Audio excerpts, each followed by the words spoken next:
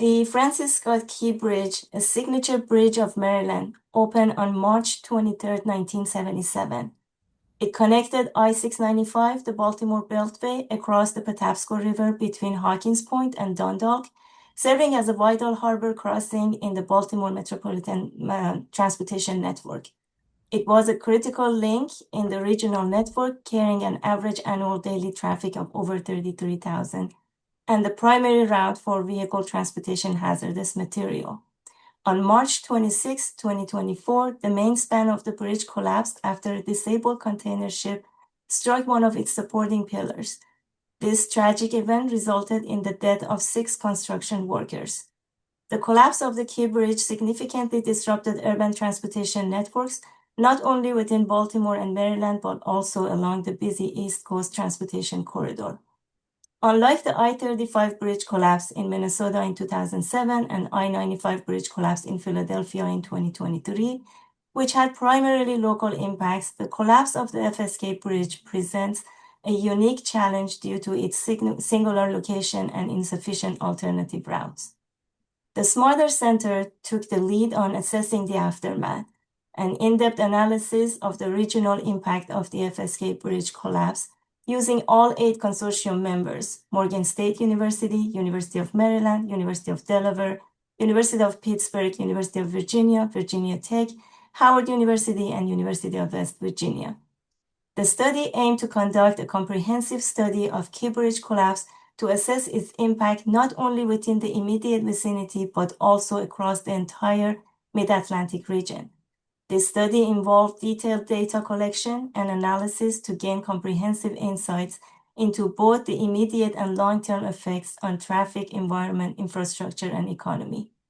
The findings do not only include lessons learned from this incident, but also present actionable short-term and long-term solutions aimed at mitigating the impact of this incident, as well as informing disaster response and management in the future. This virtual seminar on the 2nd anniversary of the disaster includes presentations, panel discussions, and a keynote speaker. I'm pleased to introduce our keynote speaker, the Maryland Transportation Authority Executive Director, Mr. Bruce Gartner. As the head of the MDTA, Executive Director Gartner leads the 1,700 employee agency that finances, constructs, operates, preserves, and improves the state's 8 toll facilities, including the Drive Easy MD tolling system and the nationally accredited Maryland Transportation Authority Police. Executive Director Gartner has a long history with the MDTA and the Maryland Department of Transportation. He serves his first tenure at MDTA Executive Director from 2013 to 2015. Prior to that, he served as the Director of Policy and Government Affairs and Assistant Secretary for Transportation Policy and Freight at MDOT, among other roles. Immediately before returning to the MDTA, Executive Director Gartner served as Administrator of the Howard County Office of Transportation. In this role, he was responsible for the planning and development of bicycle and pedestrian facilities and enhancement to the regional transit network. He led Howard County's effort to develop long-term transportation plans and served as the county executive's empowered representative on the Baltimore Regional Transportation Board. Without further ado, Mr. Gardner. Thank you, Dr. Jahani. I really appreciate this opportunity from Morgan State University to be here today. Yesterday was our day of remembrance for the workers on the bridge and the collapse of the bridge as a result of the dolly's negligence. And we really appreciate the opportunity to kind of focus forward on the rebuild and provide some opportunities to see what we've been doing to get the rebuild underway. So I will go through a number of things, including a project update, a discussion of the bridge elements, the pre-construction activities, and then if there's time for question and answers, but do appreciate the panels that you have set up today.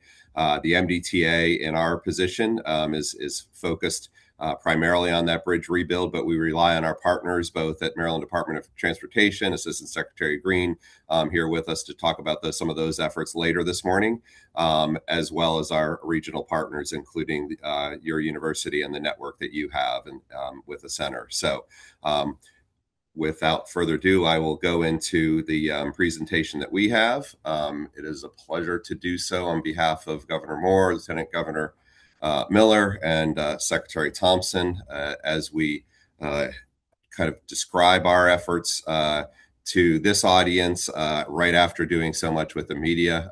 It's a pleasure to be with you all. So, project update, as I said, proposed elements, and our activities. So with the project update, I just want to touch on a few things this morning. Mine not sharing? I'm sorry, you are seeing the screen, right? That's Thank fine. you. Adjusting to Zoom. Project cost and schedule, and just talking about that and what we've been doing to deliver the bridge, as well as our partnerships with both the federal government and our design partner on this. As well as how we're moving forward as responsibly as possible to minimize the impact on taxpayers. So with the project schedule, I just wanted to share this timeline for some major bridges and their development period and design period, just to show one example of how quickly the team here at the MDTA is moving on the redesign of the bridge. So we achieved that 70% milestone much faster than other bridges have done in North America, and it has been a really Herculean effort to get to this point. Unfortunately, design is not necessarily seen except for in renderings in terms of progress, but that has been a key element to helping us deliver this project on a very aggressive timeline. Our specific timeline concludes so many different activities, from our phase one design activities to our pre-construction activities, as you see those moving along this chart from beginning in the summer of 2024. Each one of those bullet points at the top of that timeline showing the different elements of this job. That includes some of the demo of this existing land structures and our test pile program, which I think was highlighted fairly well with the media yesterday, seeing and hearing the operation of those large hammers in the river.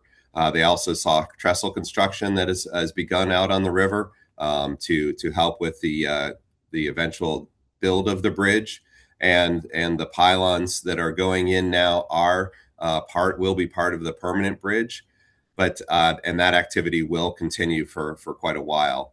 As we do that, we are about to enter into negotiations with the design build contractor in this progressive design build project. So what that means is we have a couple rounds of estimating. We get to see our comparisons and our cost estimates to the contractors. We've got a great team on our side guiding us, and those will be some significant efforts on behalf of the citizens of Maryland and working closely with the federal government to do that. So we've got to get through that before we can enter into any kind of contract on phase two to move forward. And the timeline right now shows how this could be open to traffic by the end of 2030. So taking you back a little bit, although time has been moving very quickly on this project, there was a point back in November of last year where we did have to update that cost and schedule. So we have the range that we came up with that point. So we're looking at a $5 billion bridge, and the schedule that we announced at that point was late 2030 for opening, given all the activities that have to take place. Our comparison of that to our early cost estimates, we had to enter into that emergency relief program and had to get the federal government some sense of what the cost was. We did that with zero design at that point. We had no engineering studies. This is not a bridge replacement that we had on our radar as compared to our efforts down at the Chesapeake Bay Bridge, where we are going through kind of a long-term NEPA process there. But we had to secure that federal funding and do that quick rudimentary estimate that was initially around the $2 billion mark. So we have accelerated that process, talked a little bit already about the 70% design, and how long these things usually take. So moving from there, just the elements of the bridge that I'll go into a little bit here. Key cost drivers being, really building the modern bridge to the current standards, just like the original Key Bridge was built to those current standards back in the mid 70s. We are complying with everything there is today. So just highlighting the pier protection here, also a longer main span, and we are dealing with very volatile construction market conditions, and it's gotten even more volatile in the past month or so, after we came out with that estimate. So our design requirements do include the 230-foot height clearance over the TAPSCO. That is through a Coast Guard permit, and it will eventually match up with our plans at the Chesapeake Bay Bridge to accommodate the current and future ships that are serving ports along the East Coast, including the Port of Baltimore. Want to do a deeper dive into some of the bridge elements. As you can see from this picture, you get a up close picture in this rendering of the different piers and the backstays of this cable stay bridge. Fairly dramatic bridge, but on the roadway, for those of you in the transportation industry, you can see from this picture that is very standard to 12-foot lanes in each direction, 10-foot outside shoulder, 4-foot inside shoulder. The previous Key Bridge did not have those shoulders. It also didn't have the 42-foot tall barriers on either side of it. So we're doing that. We also have done some walkways along the outside, and you'll see the fall protection fencing along the edge that we would likely do for the modern bridge. This shows the clearance that you have. That main span clearance of 1,665 feet is also part of the elements of complying with AASHTO standards for the protection of ships of the channel. The cables, you can see the significant numbers that are part of this bridge. 144 cables distributing the deck weight evenly. You can see the height of these towers are 600 feet above the river. Then we look below the river. A lot of questions yesterday about when the public will see things. You can see from this picture how significant the underwater work is. The foundations are supported by those massive steel piles that you probably saw in the news yesterday, 200 feet long, 8 feet in diameter. When you're up close to those, you really get a sense of scale as to what we're talking about with this bridge. The footings being 20 feet thick, also significant concrete delivery systems that will have to be developed for all these. That's one of the reasons those trestles are going into place. The work platforms out on the river, lots and lots of concrete being delivered to on each side of the bridge to come to completion.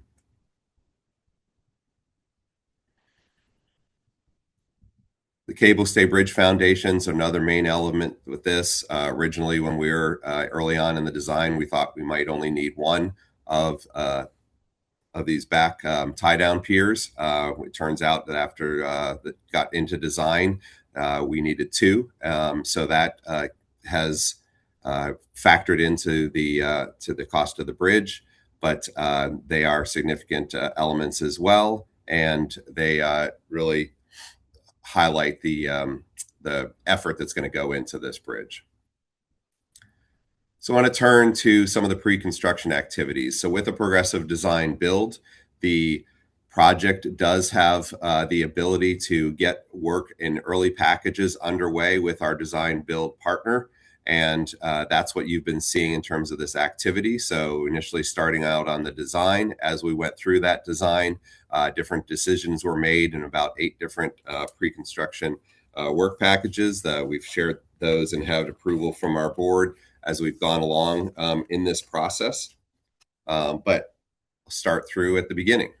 So the geotech borings really investigating what we needed to do. This is not something that we had up-to-date information on, so it was a key element of doing the design for the bridge. And we learned several things during that program that did advise the design. One example being that the bridge could not go along the current path of the old bridge. That's why you saw those the remnant structures sitting up of the old bridge. Still, we are going to be out towards the Chesapeake Bay to the south.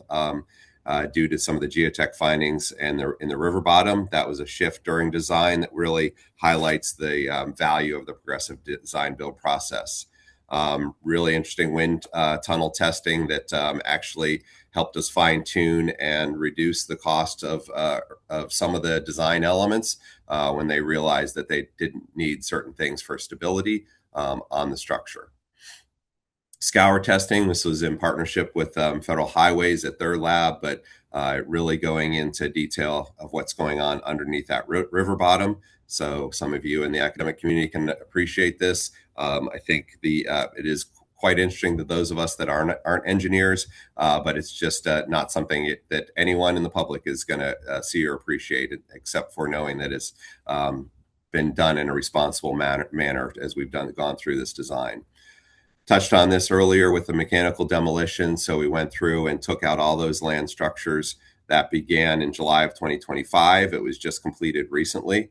So all those piers and the deck on the land side, each side are down, as you see in that bottom right picture. But what remains is over the water, and we left that for a more efficient process later in the construction of the bridge. Test pile program that I mentioned at the beginning was used to advance the design. So you see in these pictures the elements that went into the test pile program that started in October and was also just concluded, a successful test, so that the production piles that are going in now, confidence that those are going to hold up the bridge that has been designed.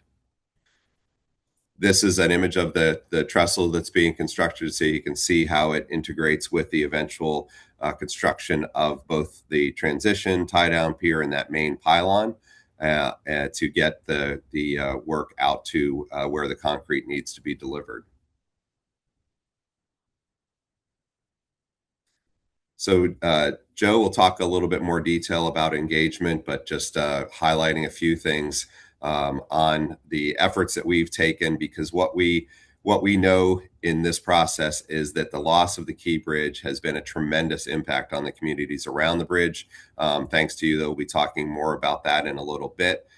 We really need to keep the public involved in the process, understanding what is going out on the river, so you can see the level of effort that we've gone into there. And I thank Assistant Secretary Green for supporting those efforts and others with our colleagues at MDOT. So just want to remind everybody that we communicate in a variety of ways, and hope that you will keep in touch with us on this project as things develop. It's a very dynamic project.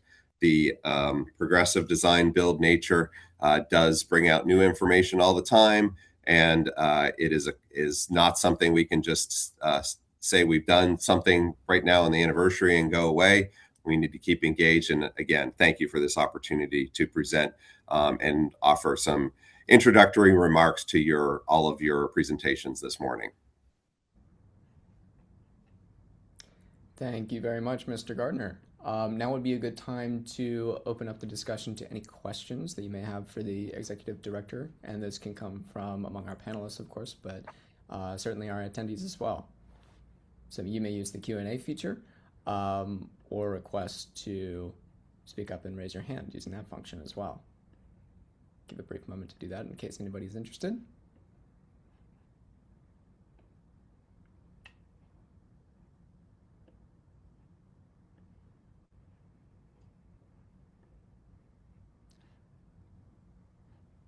All right, well, if that's the case, then we will continue. Our next session for this event will be the Smarter panel. Specifically, we'll be discussing this event's impact on supply chain logistics and infrastructure security in and around the Port of Baltimore.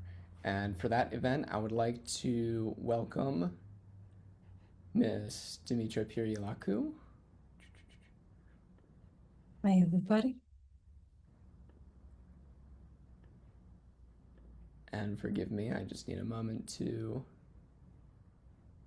change the spotlight features on the Zoom call.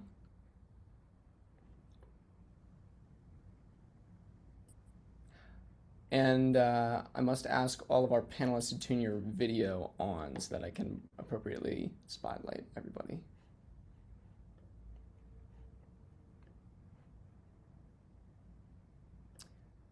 Dr. Ziping Wang.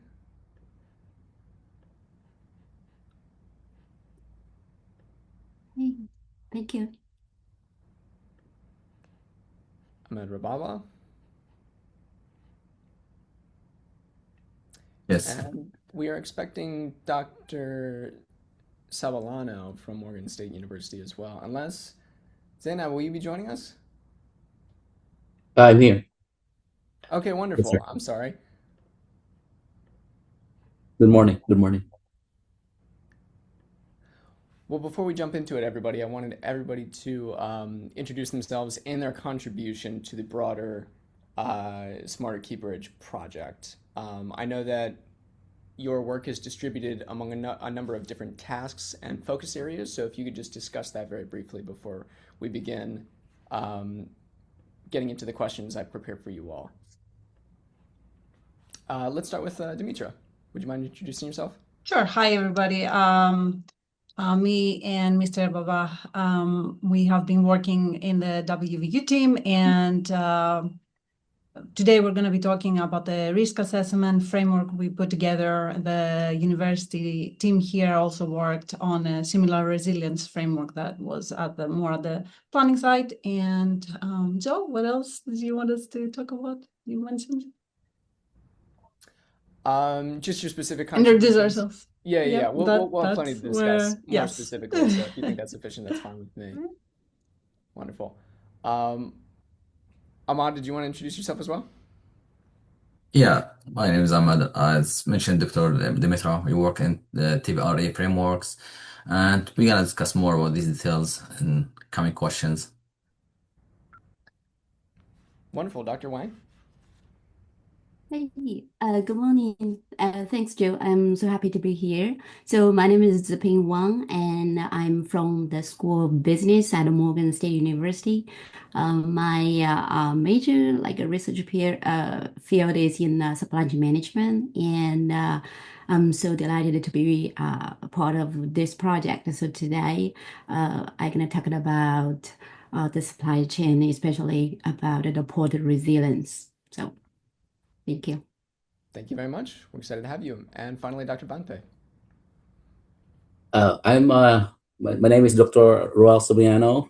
I'm here for Dr. Banpe and Dr. Medishukuyan. So I'm attending this forum in my capacity as for having my doctoral study related to bridge deterioration and modeling. And I was part of the team with Dr. Banpe and Dr. Chukuyan for the project previously with Federal Highway.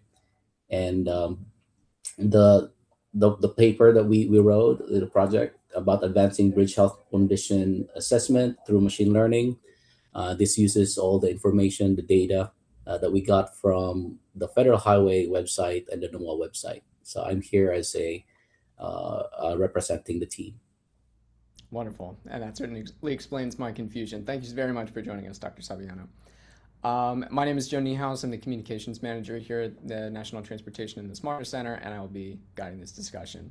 So what I want to do with this discussion is use the event of the Key Bridge collapse and the research that we've done in response to it to sort of answer a couple broad questions that I have around how we maintain, protect, and govern our critical infrastructure, specifically so that it supports economic activity. And I think to do that, I think it's appropriate to sort of set the table with respect to the condition that American infrastructure is in more broadly, not just bridges, but bridges certainly apply. So to do that, I'd like to start with Dr. Saviano. Dr. Saviano, would you help us kind of understand the state of American infrastructure more broadly? I think there's a kind of general attitude that it receives low on many sort of infrastructure report cards, if many people have seen those reports. We recently had an infrastructure investment bill a couple of years ago that was understood to be long overdue. So how should we make sense of perhaps some of the criticisms of the health of American infrastructure? And how should we think about how the quality of American infrastructure makes an event like the Key Bridge collapse possible? Right. So I think you're asking about the report card that we receive every 4 years. Is that correct? That's right. Yeah. All right. So yeah, just this is again in general sense, because again, I'm all the information that I'll be sharing with you today are based on the federal highway information, the NOAA website, and none from MDTA information.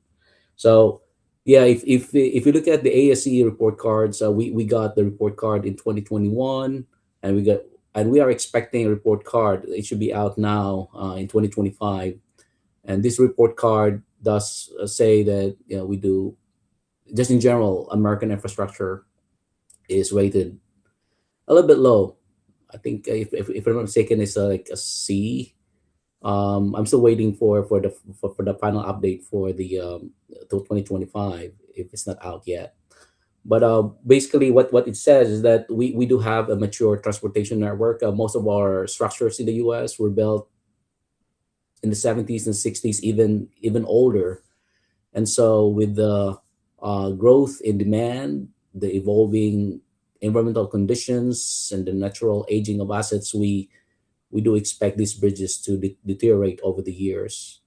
So plus, in those times, in those years, the bridges or the structures were built at certain codes, certain um, uh, say standards. And over the years, the sizes of vehicles, the number of traffic passing through increases and changes. Therefore, the bridges and structures do deteriorate even more faster and age more faster. And So I'm not sure. I'm sorry. Yeah, go ahead. Do you have any Yeah, follow-up I just question? wanted to unpack a little bit more deeply. What do we mean when bridges deteriorate, when they sort of succumb to the elements? Like, what are we actually talking about on a technical level? Right. So just very in just lay way of explaining it, layman's term of explaining it. So when we build a structure or something, over the years, those elements that, like, we use certain elements like steel, concrete. Over the years, they deteriorate, and we start seeing some corrosions. And we are all very familiar that every winter season, we dump a lot of chlorides into our bridges, and these chlorides are not friend of the steel structures. So it does create some issues on those steel structures, and as they go into through the cracks, they start corroding the rebars and underneath, and thus causing all these spalls, delamination. So those are some of the terms that we use in engineering. And thus, over the years, the bridge required rehabilitation and maintenance, and more, I would say, more funding to keep it or to extend its life. Otherwise, the bridge will continue to deteriorate and will soon be required to be replaced. Excellent. I want to continue understanding the variety of threats that exist to the health of our infrastructure, and to understand a slightly different angle, I want to turn to the West Virginia team, because you guys have looked at not the sort of one of natural hazards or deterioration, but rather the risk created by humans, which of course was on display during the Key Bridge collapse 2 years ago. So can you tell us a little bit about the significance of that kind of reframing, and how it informs the threat environment that exists to our infrastructure systems today? Yeah, and I now realize I should have given a bit more of a background on our expertise itself. So Mr. Baba and I are both in the civil and environmental engineering department. My background is in transportation planning, so I will be talking a little bit more general. And Mr. Baba's background is in the structure side, so he'll talk a little bit more specific from that side. So Yes, so what this reframing really highlights, we feel, is that our risk environment has expanded, but our practices, regulations, tools, and approaches haven't fully kept pace. So I think traditionally, infrastructure engineering has focused on natural hazards, things like floods, earthquakes, where we have historical data and well-established, often probabilistic models based on this data, right? So many of the most consequential risks we are seeing today are human-induced, whether accidental, like vessel collisions, or intentional, something like cyber disruptions. But so the issue is that these threats behave very differently. They're less predictable, they may evolve, and they do evolve with technology and operations, and they most often fall outside of the traditional engineering design frameworks we have. So as we saw with the collapse of the key bridge, even a structurally sound bridge can be brought down by an operational human-induced event. And I think this tells us that our focus must expand. We're no longer just designing against the elements, but designing essentially against the complex operational environments that our infrastructure navigates every day. So the significance of the reframing is that it brings those risks into a more structured engineering decision space. So instead of treating them as an external or operational concern, we can try to start evaluating them more systematically and identify where vulnerabilities exist and prioritize where interventions might be most needed. Excellent. Yeah, and you guys sort of formalized how we should understand this particular risk vector through the development of your risk assessment framework. Could you talk a little bit more about that and walk us through it? Yeah. So I think at its core, the framework separates essentially what matters most from what is most exposed, and the risk emergence from kind of that intersection for each pair of asset threat. So Mr. Ababak, would you like to offer a little bit of more elaboration, as you have played a very critical central part on the framework's development? As I will be sharing my screen with a flow chart that kind of summarizes that framework. Yeah, framework as yeah, well. sure. If you can share that flow chart, it's gonna be much You can easier. start. Yeah, you can start. Okay. You can- As you can see the flow chart in I think in the chat, you can see the framework starts with identifying the key assets, such as the superstructure, substructure, and protection or monitoring systems. Then we identify the possible human-induced threats list.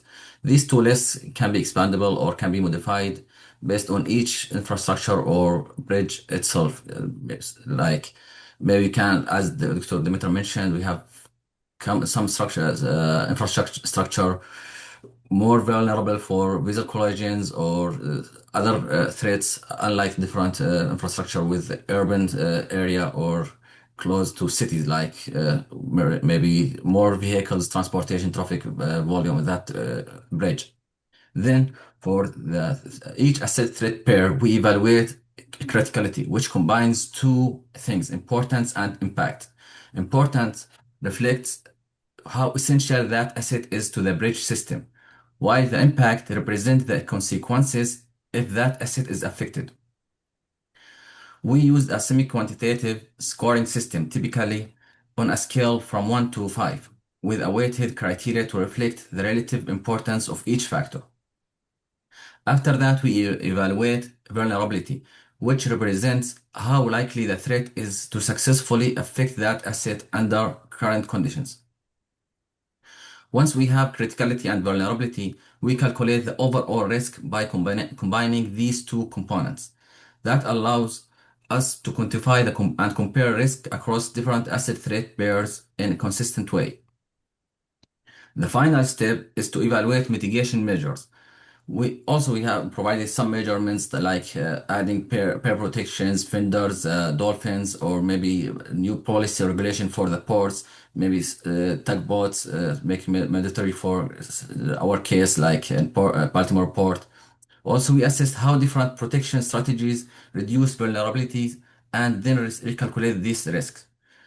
This allows us to compare risk level before and after mitigation and understand the effectiveness of each one of them. and I don't know if more details. We have more tables and weighting, which can be modified based on each case and maybe increasing some weights and decreasing some weights. And but most of the framework we put the more weights like 0.5 on the weights to the vulnerability where we can change that risk and reduce it, unlike criticality, the impact and importance, which is hard to reduce and decrease the risk on that thing. For example, the columns or pairs, it's hard to change something there, but the vulnerability we can change more these things by adding protection systems, and that's all out, I think.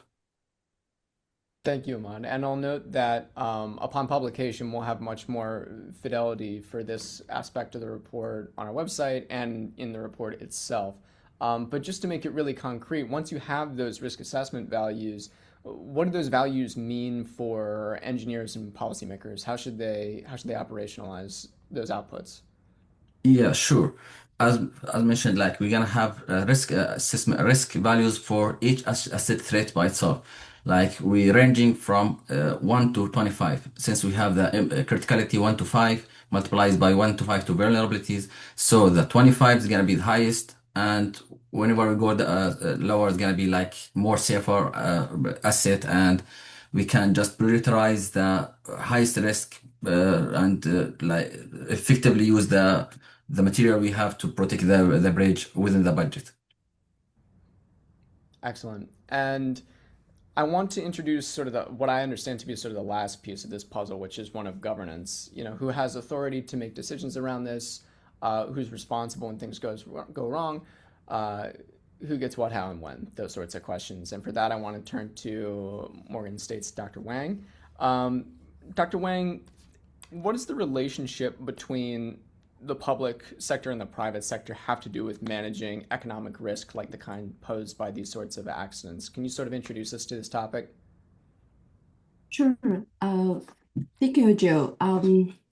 So the Key Bridge collapse is kind of a unique tragedy because it creates a dual shock at the same time. It disrupted both regional ground transportation and maritime access to the Port of Baltimore. So so after I joined the project, I started working on the Port of Baltimore part. I had several interviews with, for example, like Director Mr. Sher, Director of the Communications, and several managers through my colleagues and even my past students. They worked there. So I heard lots, like they repeatedly saying something about public-private partnership at the Port of Baltimore. So it means, the PSE stands for Ports America Chesapeake. So it is a private, terminal operators. So they together operate those terminals with Maryland Port Administration. They mentioned about the collaboration, how efficient the collaboration is during the collapse. The collapse happened, and as Dr. Gartner said, the collapse happened in March 2024 and partially reopened in June 2024, right? So almost 3 months. And I checked those numbers. So the Port of Baltimore almost lost about 15 millions every day. So it is huge. Yeah, and then how turn to be the governance, because we heard about the partnership. It's like a hybrid partnership. And if you look at the broadly entire world, for example, like a Port of Hong Kong is purely operated by private terminal operators. For the Port of Singapore, actually, it's purely public, operated by the government. But Baltimore is a special case. And actually, this special case is at a hybrid governance helped a lot during, the collapse that happened and how to recover from the tragedy. And we actually wrote a paper about that. We focused on the strategic investment in port resilience and how and when to invest. Because like a government, okay, here the government could be the state government and the federal government, so they have funds, right? And then how to operate the ports, the could be the private, like the PAC plus the Maryland Port Administration. So how they collaborate together and invest on those like infrastructure here. And we also separate the investment from something called the preventive investment. So for those preventive investment means we tried to like prevent some tragedy like the Key Bridge collapse. So those things, those events will not happen. We will not say will not happen, but happen with a very low likelihood, but high impact. And second thing is we have some routine, like investment. So the routine investment with those are high likelihood, but the low impact is like the daily things. So we try to focus on both, and then to see those players how they invest, when to invest, and how they collaborate about those things. Yeah. And it turns out the Baltimore, the hybrid governance, we're gonna say works the best in most cases. And that's why we have seen, the Port of Baltimore like partially opened just right after 3 months. So that is our main takeaway about the governance. Yeah.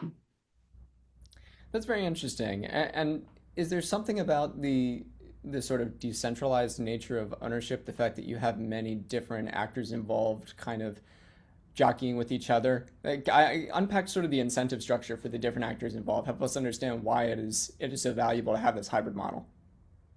Exactly. So it's about like a collaboration. But when we talk about the collaboration, we also kind of afraid of the friction between different players, right? We may not be collaborate, even you say collaborate.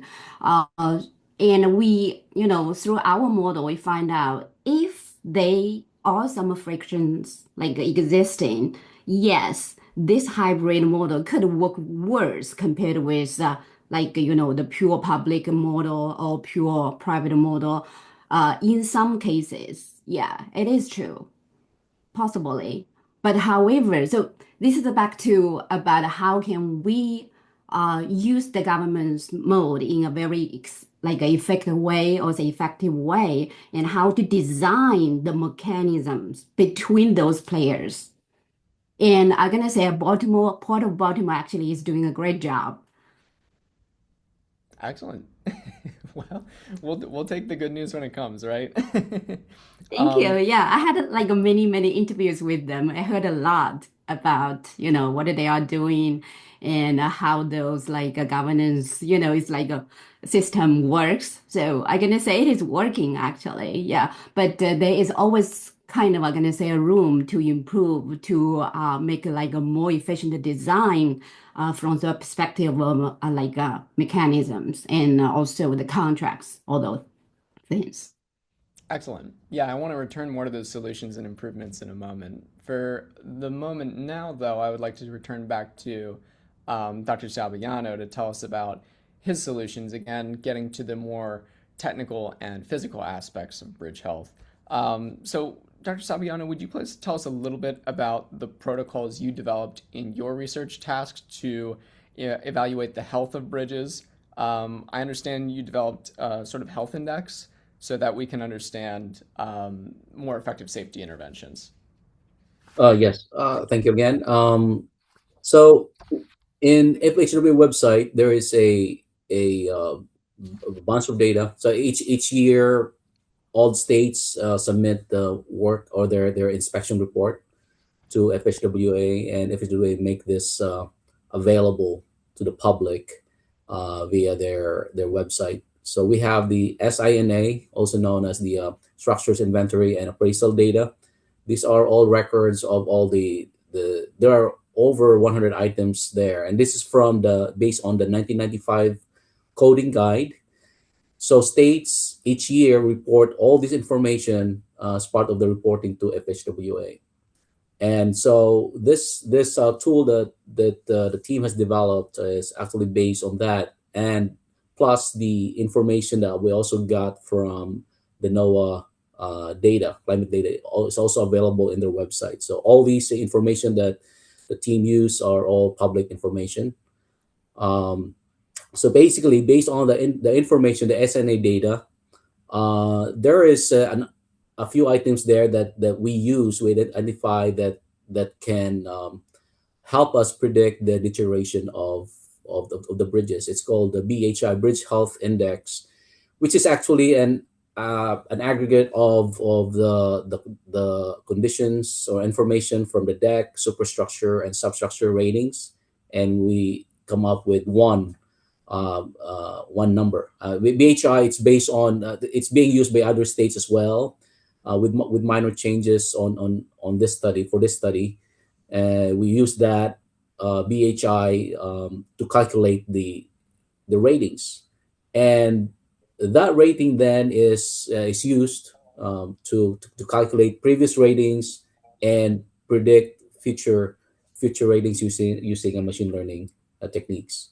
I have to note though that the last 30 years of inspection data does not include um, the peer protection information, but with the new SNBI, so I have to make that distinction between SINA, which was based on the 1995 coding guide up to let's say 2022. A brand new SNBI coding guide is being released that will now include the um, peer protection. So what does that mean is that our study do predict health of the bridge using that. Plus, since this is adaptable to new changes to the data, we can incorporate as soon as the data is available nationwide to include the peer protection information. Then we can certainly include that and make it as one of the, say, determining factor of risks for certain bridges that are vulnerable to vessel collisions. So I think that's going to be very useful for various bridge owners all throughout the U.S. Excellent. Now that we've kind of introduced these various metrics and frameworks for understanding both threats and approaches to governance that affect these infrastructure systems, I want to open the conversation up a little bit and see if we can get these different perspectives to talk to each other.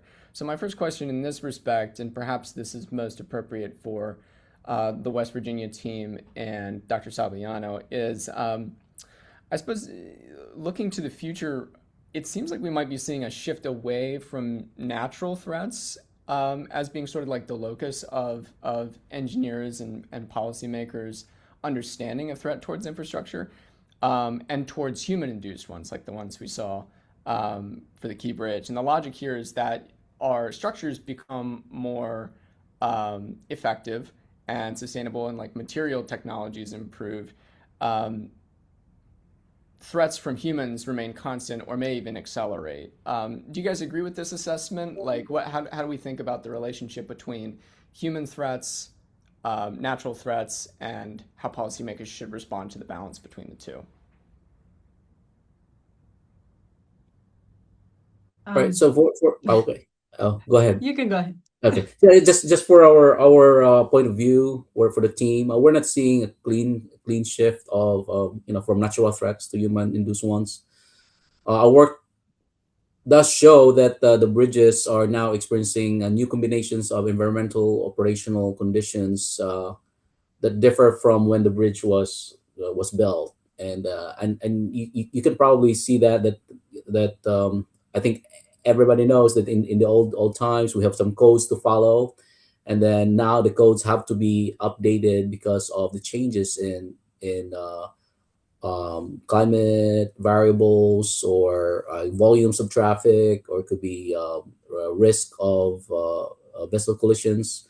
So there are some changes to the code as well that happened recently.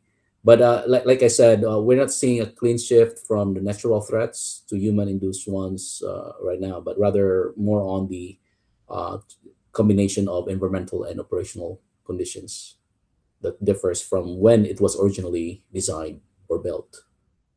Interesting. And of course, these are long-term systems. They're in many cases decades old. Even if even if material science changes, those structures are still in place from the 70s, the 60s, and so on. Yeah.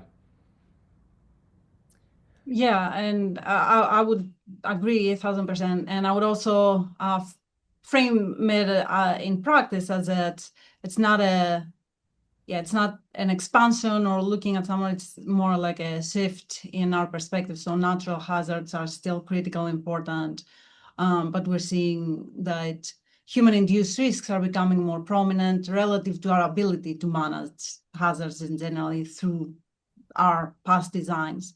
Yeah, and as you're saying, while our building materials and designs are better than ever at resisting, the predictable natural forces, we are seeing a rise in high impact and more unpredictable human threats and new technologies that might introduce entirely new vulnerabilities we hadn't, thought about previously. I mean, think about the emergence of, like, I don't know, drone interference or the threat of cyber attacks on operational systems, and these dynamic threats, they don't follow on a 100-year storm cycle we can document, which is what we've typically been doing in design so far. Precisely, and that's what the technological change that I was trying to get at with my question. Dr. Saviano mentioned existing design codes and how they may need to be changed. That seems to be the case with what you're referencing as well. It seems like perhaps current design codes don't properly price in these new threats, especially since many of these new technologies and the threat vectors they introduce are maybe only 5 to 10 years old.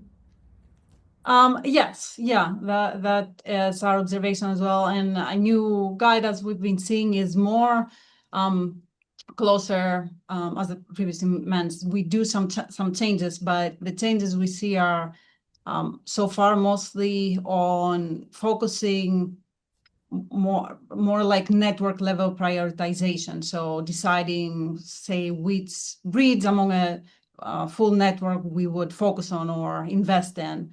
And they kind of lack the depth needed for a site-specific analysis of each and one bridge, let alone a bridge over a navigable waterway. Yes. Perhaps this next question would be most appropriate for Dr. Wang, but feel free to chime in, anybody else, if you have any thoughts. It seems like one of the themes I detected in reading your work is the kind of trade-offs between efficiency and resilience, especially as it relates to tax bond allocation, things like that. How do these trade-offs between cost and efficiency on one hand and resilience and security on the other affect both your thinking and perhaps those of the policymakers and engineers you've spoken to with respect to this issue? Sure. So the trade-off is always there. We, on the one side, we have to invest. On the other side, and then we have to take the consequence. So as my colleagues said here, the risks are there all the time, and some are predictable or more predictable. Some others are less predictable, right? So to me, the challenge is not just like rebuilding after disasters, and the challenge is to creating the right incentives and to invest before the disaster happens. And then we have to consider both of them. I mean, the trade-off. What about the cost? What about the efficiency?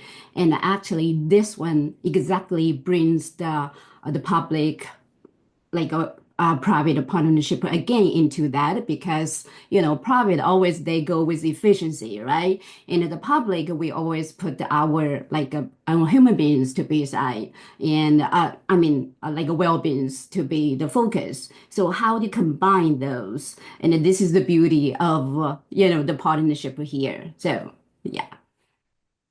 Wonderful. But Joe, if yes, please. I would like to also look at it from the other side, because you mentioned public and private. So I think, and it's not my full expertise, I'm not a bridge engineer, so maybe what I'll say, it's not 100% accurate, but I've worked in bridges and some things have surprised me. So I think that in the past, especially in bridge design versus other assets, I think wherever we had like large uncertainties, our solution has been more towards over-designing and overestimating, right? Because, you know, we had the added cost, but it was worth the benefit, right? But I think now what we see is that the current risks we are having to address, you know, the conditions, environments, the actual threats have changed in that way that following that traditional approach is no longer feasible. So that trade-off you mentioned was always been there, but you know, generally the situation has shifted in a way that I don't think it's no longer feasible to rely in things like over-designing, for example. Excellent. Thank you, Dr. Pirialakou. I have one more question for the group, but I encourage all those in the audience who may have a question to please put them in the Q&A function of Zoom, and I will integrate those as appropriate. Thank you. So for our panelists, my last question is, you know, when we think about solving problems like these, a lot of times when we do a good job, nobody notices because nothing happens to the bridge, right? The bridge just does its job and it functions in the background as good infrastructure is supposed to do. So I want to challenge us to imagine what success looks like in the next couple of years. So if we're thinking back on this problem in 2030 or 2035, what went right and what would it mean to sort of effectively respond to and learn from the Key Bridge collapse?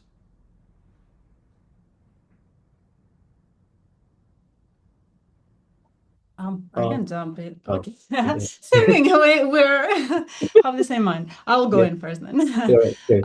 So I think that's a classic thing in transportation planning where my background is, and I think you're absolutely right. So success in this space would be most invisible. So I think the perspective would be, instead of measuring the outcome itself, we can measure progress towards the actions we decide to implement. So I think from our research, what we probably what we would want to see as more like a shift to risk-informed infrastructure planning and management. So like agencies not just tracking conditions for compliance, but also actively trying to assess and prioritize the risks and the impacts, the potential impacts.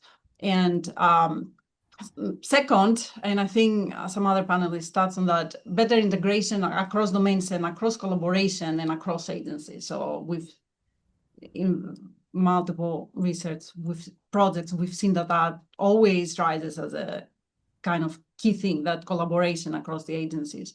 And third, more from this research, identifying and kind of standardized ways to measure vulnerability and measure the reduction in vulnerability itself. So a bonus to facilitate that would be to see more of a systematic identification of which are the critical bridges and other assets. We're looking at other assets in the whole US, and then, you know, state by state, and then update on vulnerability evaluations for these, especially these assets. Well, ideally all assets, but at least the critical ones, and, you know, have that information.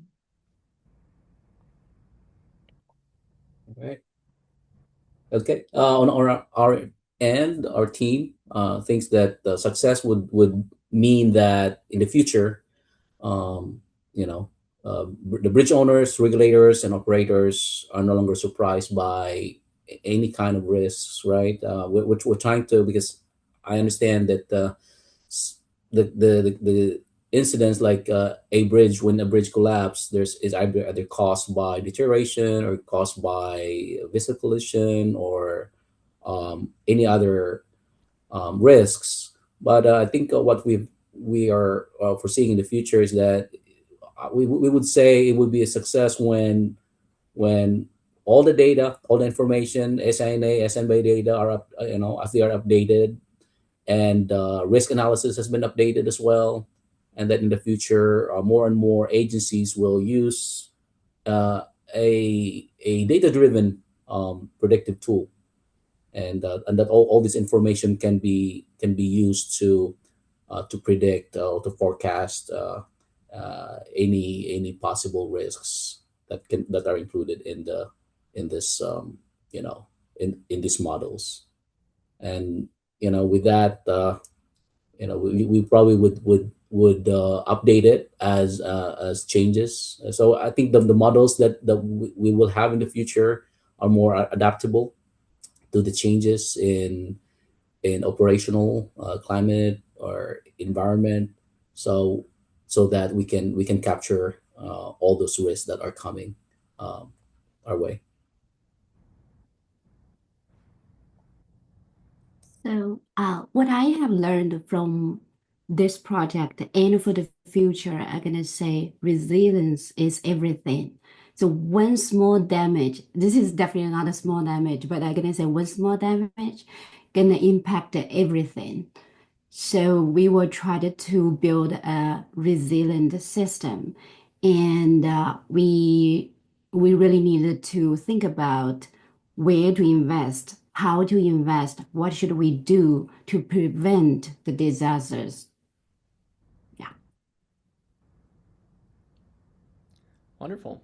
Well, if there are no other questions or comments from the panel, I would like to first thank our wonderful panelists for participating. I think this was a really engaging discussion.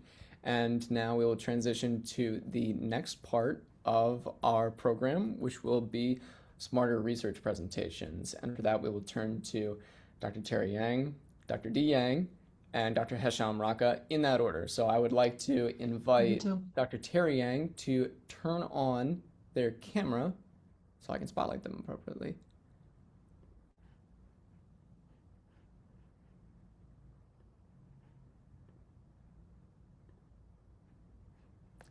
And Terry, you have the floor whenever you're prepared to share your screen. And before you do so, just take a moment to introduce yourself and your contributions to this smarter project. Sure. Can you see my screen now? It is loading. Looks good.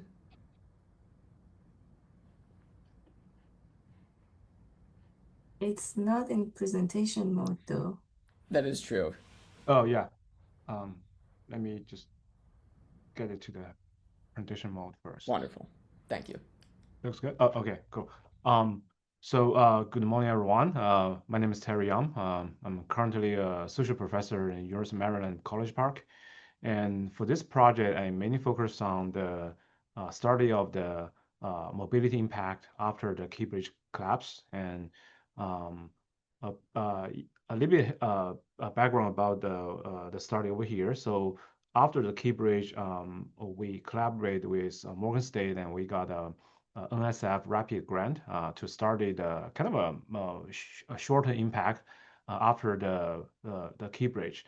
And so then with this smarter project, we actually be able to get a little bit more money to start to conduct more study, and then we can be able to look at kind of a more midterm and long-term assessment of the traffic impact, because we have been observing the traffic pattern has been shifting from day to day, and we would like to see how the mobility pattern performs right after the Key Bridge collapse, and also then after a few months, then after, right now after more than 1 year, what's going on over here. All right, so I think because this is not the first presentation, and I think everyone is kind of familiar with the background, and the Key Bridge, after the Key Bridge collapse, and we kind of lost the critical link on the I-695 beltway, and that will be affecting 34,000 daily commuters. And then there are two primary detours. So traffic are forced on the I-95 and also I-695. Both are the tunnels. And so because of this detour plan provided, and then that's why later on a lot of our study will be mainly focused on look at the traffic impact along those detours. All right, so this is a little bit background about our study timeline, and we're looking at actually basically four time period. The baseline is the pre-collapse. We look at February 28 March 6, March 13 on 2024. The reason of picking this time window is we want to look at the traffic patterns for like this 3 months right before the Key Bridge collapse that happened on April 2024. So then we have done the short-term assessment, which is actually within 1 month after the Key Bridge collapse. And then we also look at a midterm assessment. We look at February and March on 2025. And then more recently, we look at the kind of a long-term assessment on September, which is kind of more than 1 year, 1.5 year after the Key Bridge collapse to see how the traffic mobility pattern are shifting during this time period. So here the research motivation is we want to look at because everyone knows there's a severe congestion has been established after the Key Bridge collapse, and a lot of commuters they are being impacting. So then I think later on maybe Dee will talk about the survey we have to work with together. So from the survey, and we have noticed that a lot of people requesting the impact to their daily commuters, daily commuting travels, and also many of them they are thinking about maybe they should relocate, or some of them they said that they probably tend to work remotely for some days, so on and so forth. So that's why I think because people are suffering from the congestion every day, and they will probably want to figure out a way to kind of mitigate the impact. And so then we're forcing some maybe a kind of adaptation to the congestion for the residents in the area. So that's why we want to look at the kind of a midterm and long term to see if how that adaptation has been achieved and what is the actually impact or change over time. So in this class, in this study, we're going to compare the short-term, midterm, and long-term impacts, and then we're going to compare the recovery patterns for both AM and PM peaks, and then we're going to evaluate the effectiveness of some implemented congestion mitigation strategies, and then we will quantify the travel time penalties for commuters, and also we look at the long-distance travelers as well to see what is the impact for both local commuters and also long-distance travelers. So in order to do this study, definitely data resources will be very important, because without data, you cannot do any impact studies. So we look at, firstly, we use the prop vehicle data from RITAS, which was hosted by the University of Maryland Cat Lab, and we got quite a huge amount of data from there. So for the prop data, we mainly get information related to the segment level speed, and then we can do the speed level comparison. At the same time, we got some vehicle trajectories and from the connected vehicle data. So we have kind of more than 46,000 vehicle trajectories we can play with. So the reason of getting the vehicle trajectories is we want to distinguish the difference between the short trips and long trips. So because with the trajectory, you can know the origin destination of the trips, then you can actually distinguish these two types of trips, and then you can do the comparison. And then also we have the segment level GPS records. This data actually come from the cell phones. So we got access to some cell phone data that shows so basically it's the GPS locations for the cell phone devices. So then for the data you have the device ID, then along with the timestamp, then the GPS locations. Then so even though it's not like actually trajectories, but you can kind of roughly connect those GPS coordinates together to somehow also get the trajectories. But it depends on the data we have. Sometimes the gap between the coordinates can be a few seconds, but sometimes it can be a few minutes. So that's another problem we have to deal with to use this GPS data. So based on these three data resources, we fuse them and we use them together. Then we come out with three key metrics we use for the study. The first one is the travel time index. So basically, for short is TTI, and it will be calculated by the actual travel time we measure from those data, then divided by the free flow travel time. So that means if the TTI is 1, that means the traffic is really good. You're actually driving at the free flow speed, but in most cases, TTI will be larger than 1, and the larger value means the severe congestion will be happened. And then we look at the mean trip duration. So basically, how much time you spend for the trip, and we look at both short trips and long trips. And then the last metric is the average speed deviations. All right, so this is an overview about the change of speed and TTI on those top bottlenecks. So we look at the I-95 and I-695 southbound tunnel, and also we look at the northbound tunnel. Then we look at the I-95 inner loop and also the outer loop on the I-695. And so those are the top bottlenecks we have been looking at for this study, because we have observed a significant increase of the travel time and also the lower of the travel speed for the travelers. Then we'll also look at AM peak and PM peak, and you can see this is a huge table, and it's a little bit hard to interpret, but basically we have the mean speed before the key bridge and the mean speed after, and then we have the mean change of the speed. You can see for many of them, the speed has been increased for like 60% roughly, and there's one of them is like 85%. So that's actually it's actually a huge increase of the the decrease of the mean speed, and then the huge of the travel time, because the travel time index is actually, some of them is like 1.29, and that means your travel time has been increased for 30 minutes, and 30%, and some of them can even go up to 2. So that means originally you only need to spend 30 minutes to get home, but now you have to spend 1 hour. So those are the change we have seen for both short-term, mid-term, and long-term.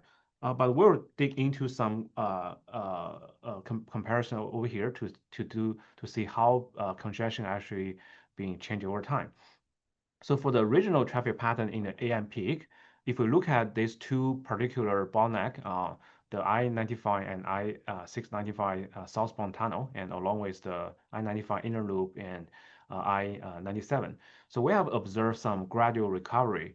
So congestion at those tunnel bottlenecks has been kind of getting a little bit better compared with the initial months. And then it has further improvement in the long term. And then the mean speed increased by like 32% or 61% compared with the mid-term and short-term period.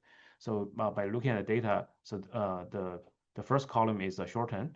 You can see at the very beginning the travel time index is over here. So then the mean speed has been decreased by 68%. So then for the midterm, after a few months, so it has been slightly improved. Then for the long term, after 1 year, and this has been improved to 48%. And so for the similar pattern, we can observe for the I-95 inner loop as well. Sorry, there's a typo here. So this should be connecting. Okay, so for the PM peak, so regional traffic patterns, by looking at the table over here, we can see that for the I-95 and I-695 northbound tunnel, actually we don't really observe a recovery in the freeway congestion during the PM peak. So just compare with the pre-incident period.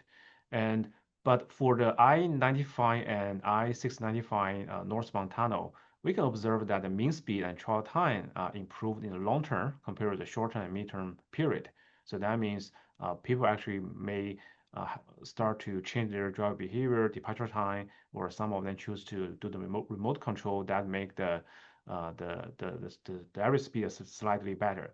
And for the 695 out loop and I-95 improvement in speed and travel time also can be observed over here. So when we look at the PM peak, the bottleneck on the I-95 and I-695 northbound remain the region's most problem, because still severe congestion has been observed, no matter it is short term or mid term or long term.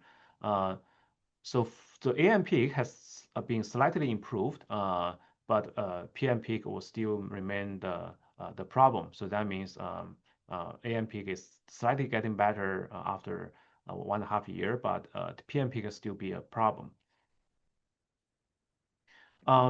So the next part is about the impact on the trip duration. So we look at short trips and long trips. So basically, short trips are those commuters. As we mentioned earlier, we use the vehicle trajectories to distinguish the short trips from the long trips based on their travel origin destination.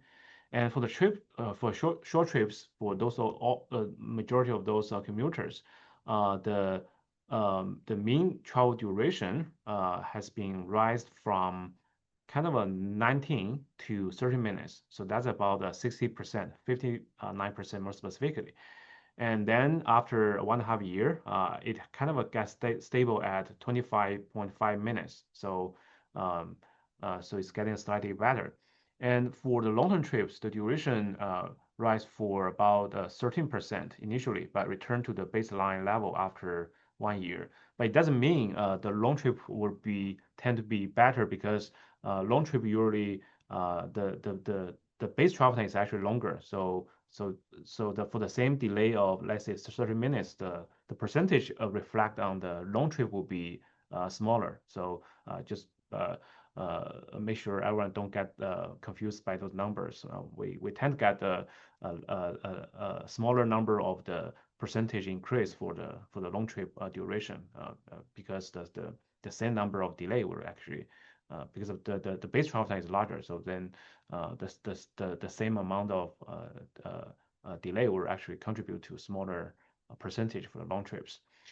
And for the commuter adaptation, significant shift in AM peak we still can observe here, but for the PM peak, we don't really see a huge difference over here. And also the longer distance travelers has largely mitigated delay impacts. And when we're looking at the trajectories, we realize many of them, they choose to firstly not drive on the peak hours. Secondly, many of them choose not to drive along the tunnel. Some of the long trips, they tend to drive along the I-695 range instead of using the tunnels as alternative routes. So that's probably the reasons. All right, so here is just a quick summary about some of our key findings here. For the AM peak recovery, we have after 1.5 years, we have seen the traffic condition have been slightly improved, and so the main reason, definitely those are some of our guessing.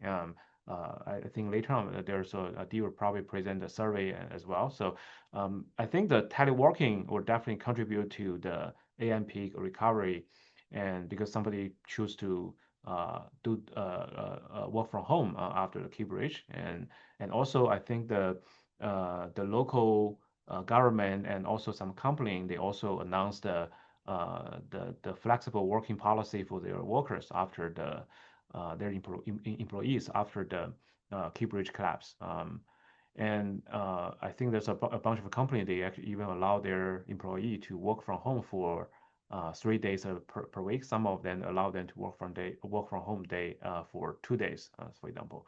And also for the AM peak travelers, and usually they tend to have more flexible departure time choice. For example, you probably don't need to get to the company by 9 a.m. anymore. Maybe the company gave you some flexible working schedule. You can get there by either 11 a.m. or 10 a.m. or some of them they said they tend to kind of leave home a little bit earlier to avoid the traffic. So more flexible departure time choice is also another key contributor. And those actually contribute to the better recovering in terms of the travel time. But for the PM peak, we don't really see a adaptation.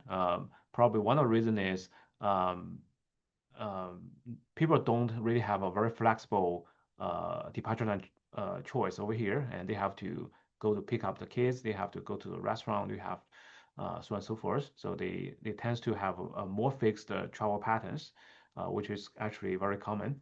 And also there are some delayed from the freight because of the midday construction. And also there's a bunch of work zone on the highway. So also those work zones actually contribute to the capacity reduction. That's probably those reasons for the PM peak patterns we observe here.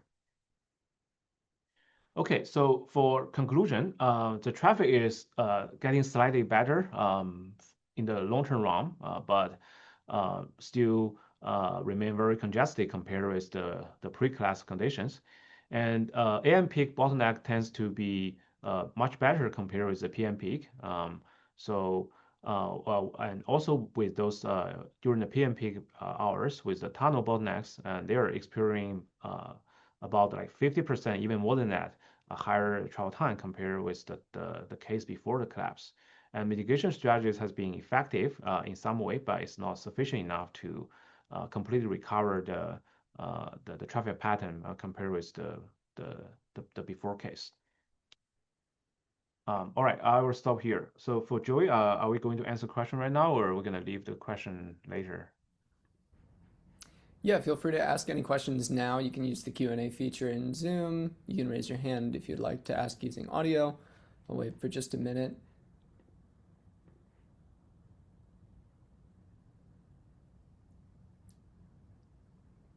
So No takers at the I moment. Oh, I sorry. had a question. This is Hisham. I guess you had mentioned that for the AM peak, one of them was teleworking. But if it was teleworking, wouldn't it also affect the PM peak, given that they wouldn't be going to work? Oh yeah. So first, yeah, that's a very good question. So firstly, we don't really have a lot of data to support this this guessing.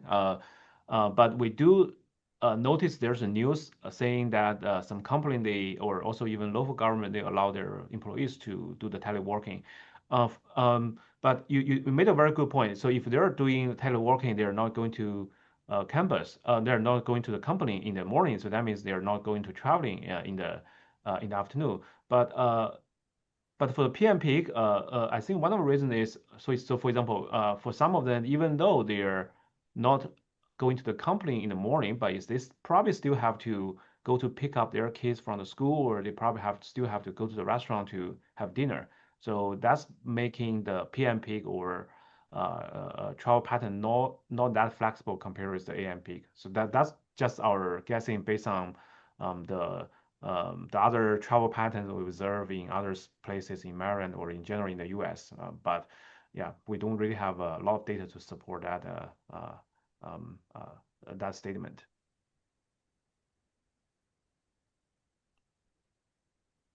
And also even for my personal experience, I'm driving on I-95 every day. I can notice that in the morning for the AM peak, I tend to have a much shorter time compared with the PM peak. So in the morning, it took me about like 40 minutes to get from my house to the campus, but in the PM peak, usually it would take me like about 1 hour and 10 minutes in general.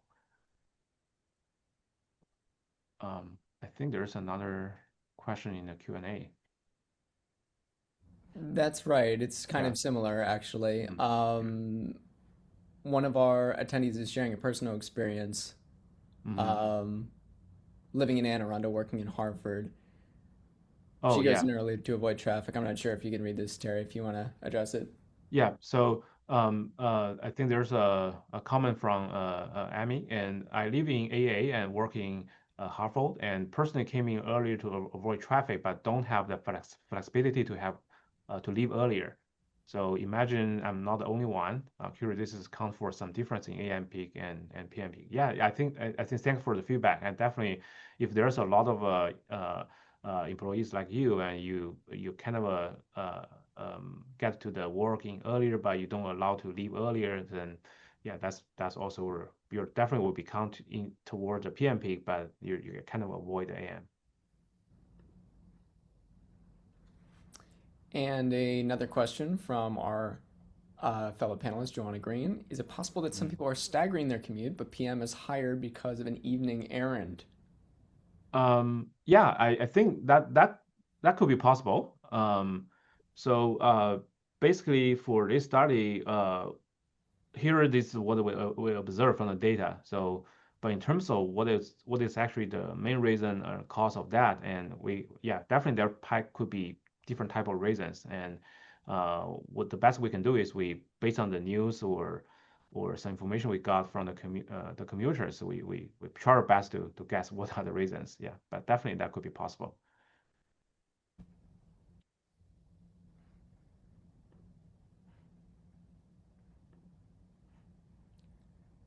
Well, if there are no other questions, I would like to first thank Terry Yang and give him my condolences on his commute.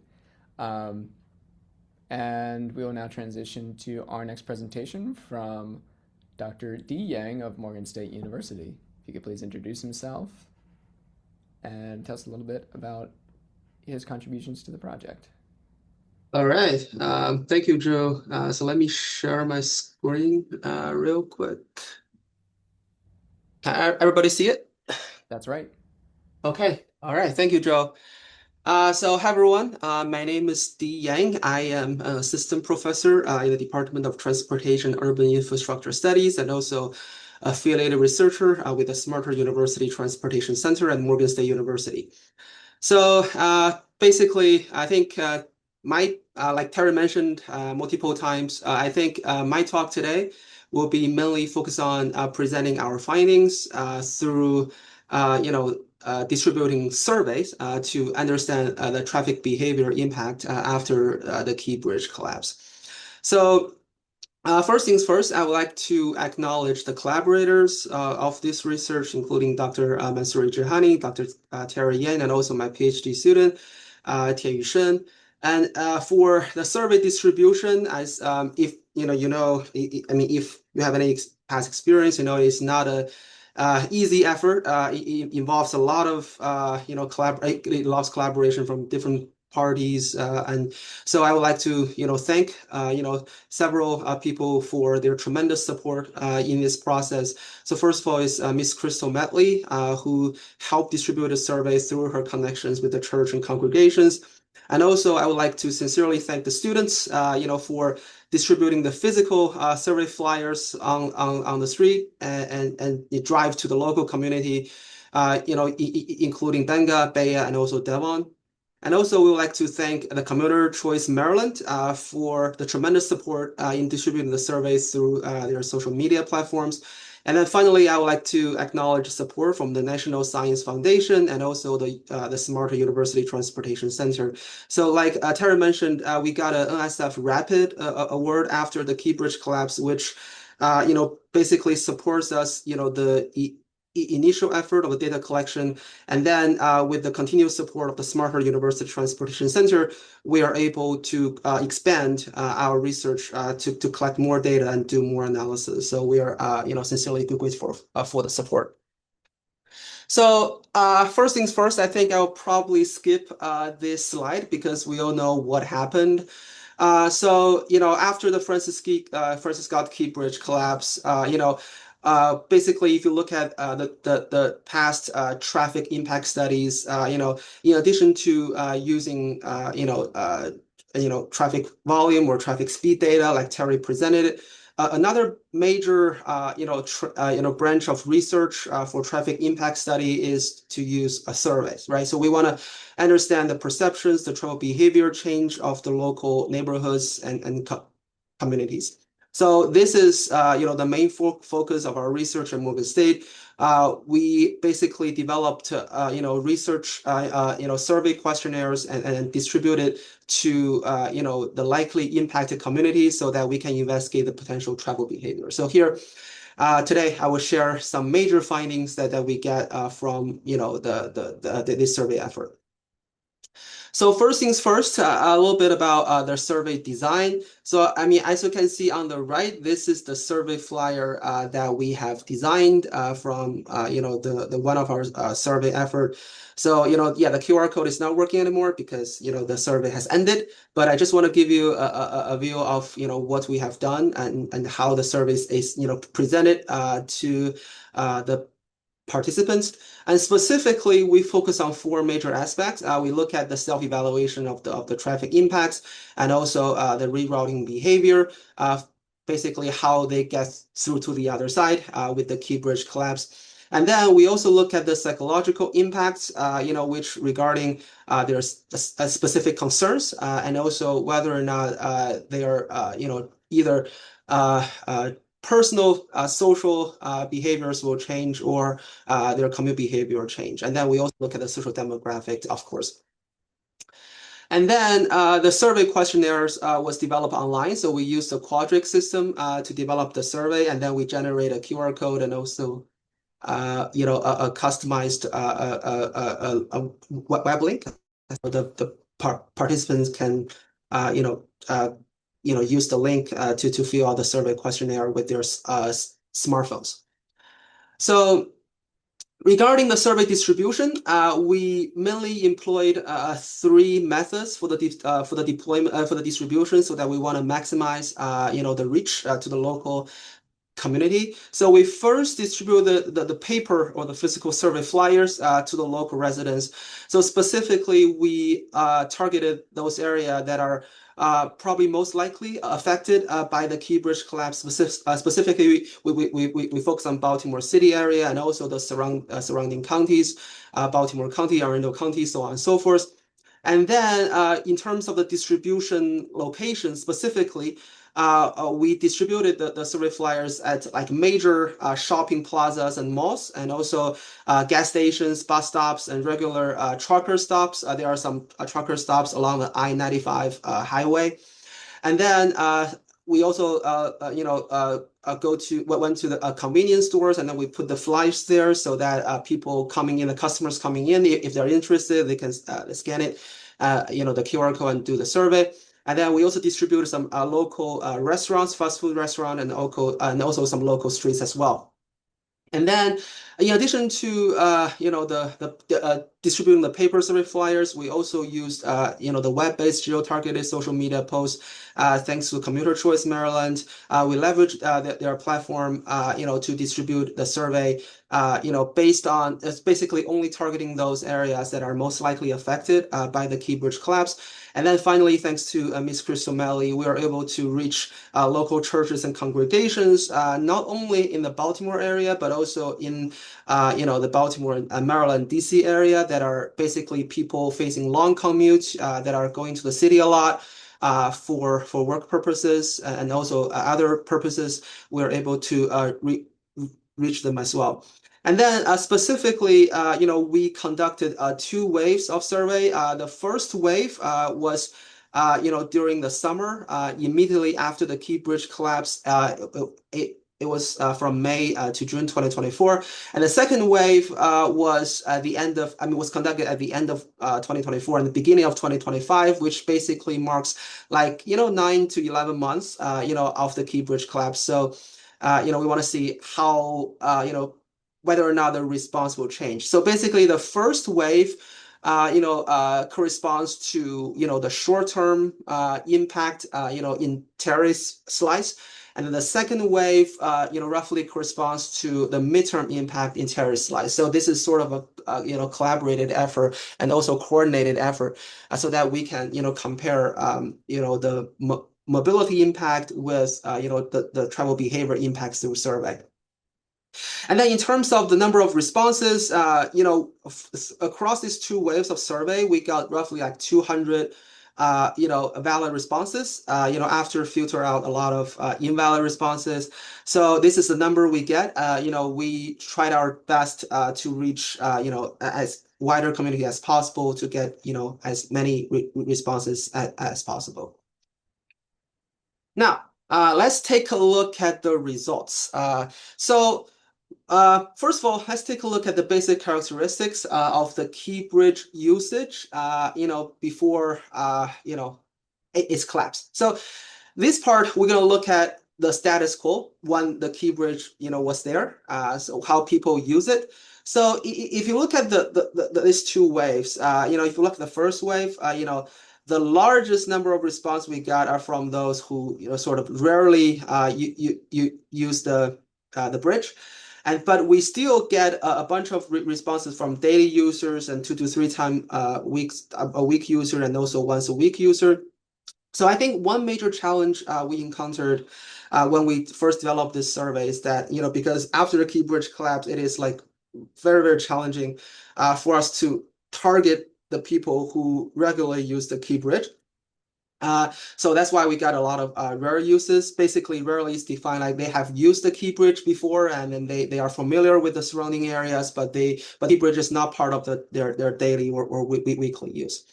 And then if you look at the first wave, separated by their role, so you can see like a lot, majority of them are drivers, a small portion are passengers. And in terms of the purpose of using the key bridge, we have a lot of people using it for commute purposes, and also for visiting friends purposes, and for conducting business purposes, and some grocery shopping. And then during the second wave, based on the lessons learned from the first wave, if you look at the breakdown of these 4 categories, we can see that we are able to target a little bit more in terms of daily users, and also 2 to 3 times a week users, and also once a week users. And then we, the rarely, users, reduced a lot, which is actually good news. So basically, we are able to reach, a little bit like more people who regularly use the key bridge before it collapsed. And then, but in terms of the roles, the percentage doesn't really change that much. We still have a lot of people using it as a driver. And in terms of purposes, commuting is still the major factor, and the proportion increases a little bit. And then we have relatively like even spread across business, grocery shopping, and also visiting friends. So based on the data we have, so we used all these 4 categories: daily users, 2 to 3 time users, and once a week and rarely users. So to generate the following of the findings. So first things first, let's take a look at the participant impressions in terms of the traffic conditions. So if you look at the first table on the right, during the first wave, we can see like more than 90% of people say that it is more congested in the surrounding area of the key bridge, and only like 6% or something say it's about the same. But what we observe, during the second wave is that even though still majority of people say that it's more congested, but the percentage of that reduced a lot. I think that also corresponds to the finding from the mobility analysis, reported by Terry just now. So basically, we observe like a certain degree of recovery from short term to midterm, across the mobility analysis and also the survey analysis. And in terms of the out-of-pocket travel expenses, so comparing to the first wave where, like 24% people saying that it's a lot more. During the second wave, we can see there are like 32% saying that it's a lot more, which I think is, nearly, 9 to 10% increase, which I think basically, even though the congestion may be relieved a little bit, but the out-of-pocket cost, on the other hand, is not, unfortunately, it's not reducing. It's increasing from the short term to the midterm. And then, there's a little bit of reduction in terms of a little bit more, and about the same, is actually about the same across the 2 waves. And then whether or not the participants reported need to adjust for the time of travel. If you take a look at it, I think across these 2 waves, the proportion of saying definitely yes is relatively stable, and also probably yes and might or might not are also relatively stable as well. So I think from this perspective, I think Terry also mentioned that And also, we got some very good comments in the chat. People reporting changing their behaviors, right? They either maybe leave home earlier. We'll talk about that later in the next slide. But I think in terms of the adjusting of the travel time, it seems to us that based on this finding that people were able to adjust their time of travel fairly quickly. Starting the immediate months following the survey, and then relatively keep it consistent across the short term and midterm impact. So now let's take a closer look at the detailed impact, and specifically let's look at how their behavior change in more details. Okay, so here we look at several things. We asked the participants to choose from, like which one is basically which alternative you are using the most after the key bridge collapse.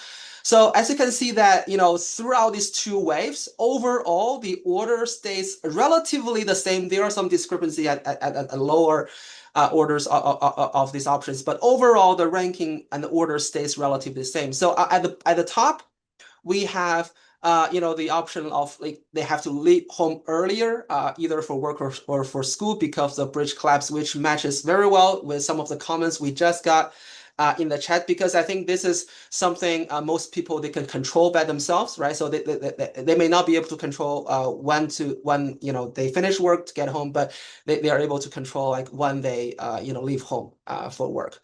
So and these proportions and the proportion of people reporting this stays relatively consistent across the two waves. And secondly, we have people having to find alternative locations to meet their daily needs, and also they have to travel less or cancel unnecessary trips in general.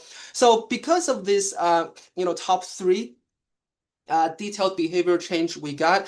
So regarding the alleviation of traffic congestion, as reported by Terry, and also I just mentioned earlier in the survey. So one main reason for that is because over time people may start to travel less because they have the impression that, hey, we probably need to travel less because of the congestion and so on and so forth, and that may contribute to some degree of the congestion alleviation. Again, this is sort of our educated or best guess based on the mobility and survey analysis combined together. And then they have to change the travel mode for many trips. And then some reported they have to change jobs and so on and so forth. So before we move to the next slide, I do want to mention one thing is the teleworking reported by Terry. So here we specifically put an option here to say whether or not they have to work from home more often. So this question, like Terry mentioned, is inspired by the news. And also when we were planning the surveys in the initial month of the survey, we actually talked to some stakeholders in terms of whether or not they are focused on some aspects. And telework comes up again and again and again during those areas, and also based on our research on the news, and also based on our initial conversations with the people when we interview on the street when we were designing this survey. So that's why we put it here, and we are so excited about it. We want to see whether or not there are some significant change in terms of teleworking. But however, if you look at this result, it doesn't really show a very clear shift in the teleworking. So if you look at the first wave, people do report that their weekly workday reduction, either 1 day or 2 days or 3 days. Some report 0 days. But for the second wave, we still see some reductions, during the number of workdays, but it's not as significant as we can imagine. So I think based on this results from Terry's results, and also for the survey results, and also thank you, Terry, by the way, for adding that as the end of your slides, which basically motivates this perfectly.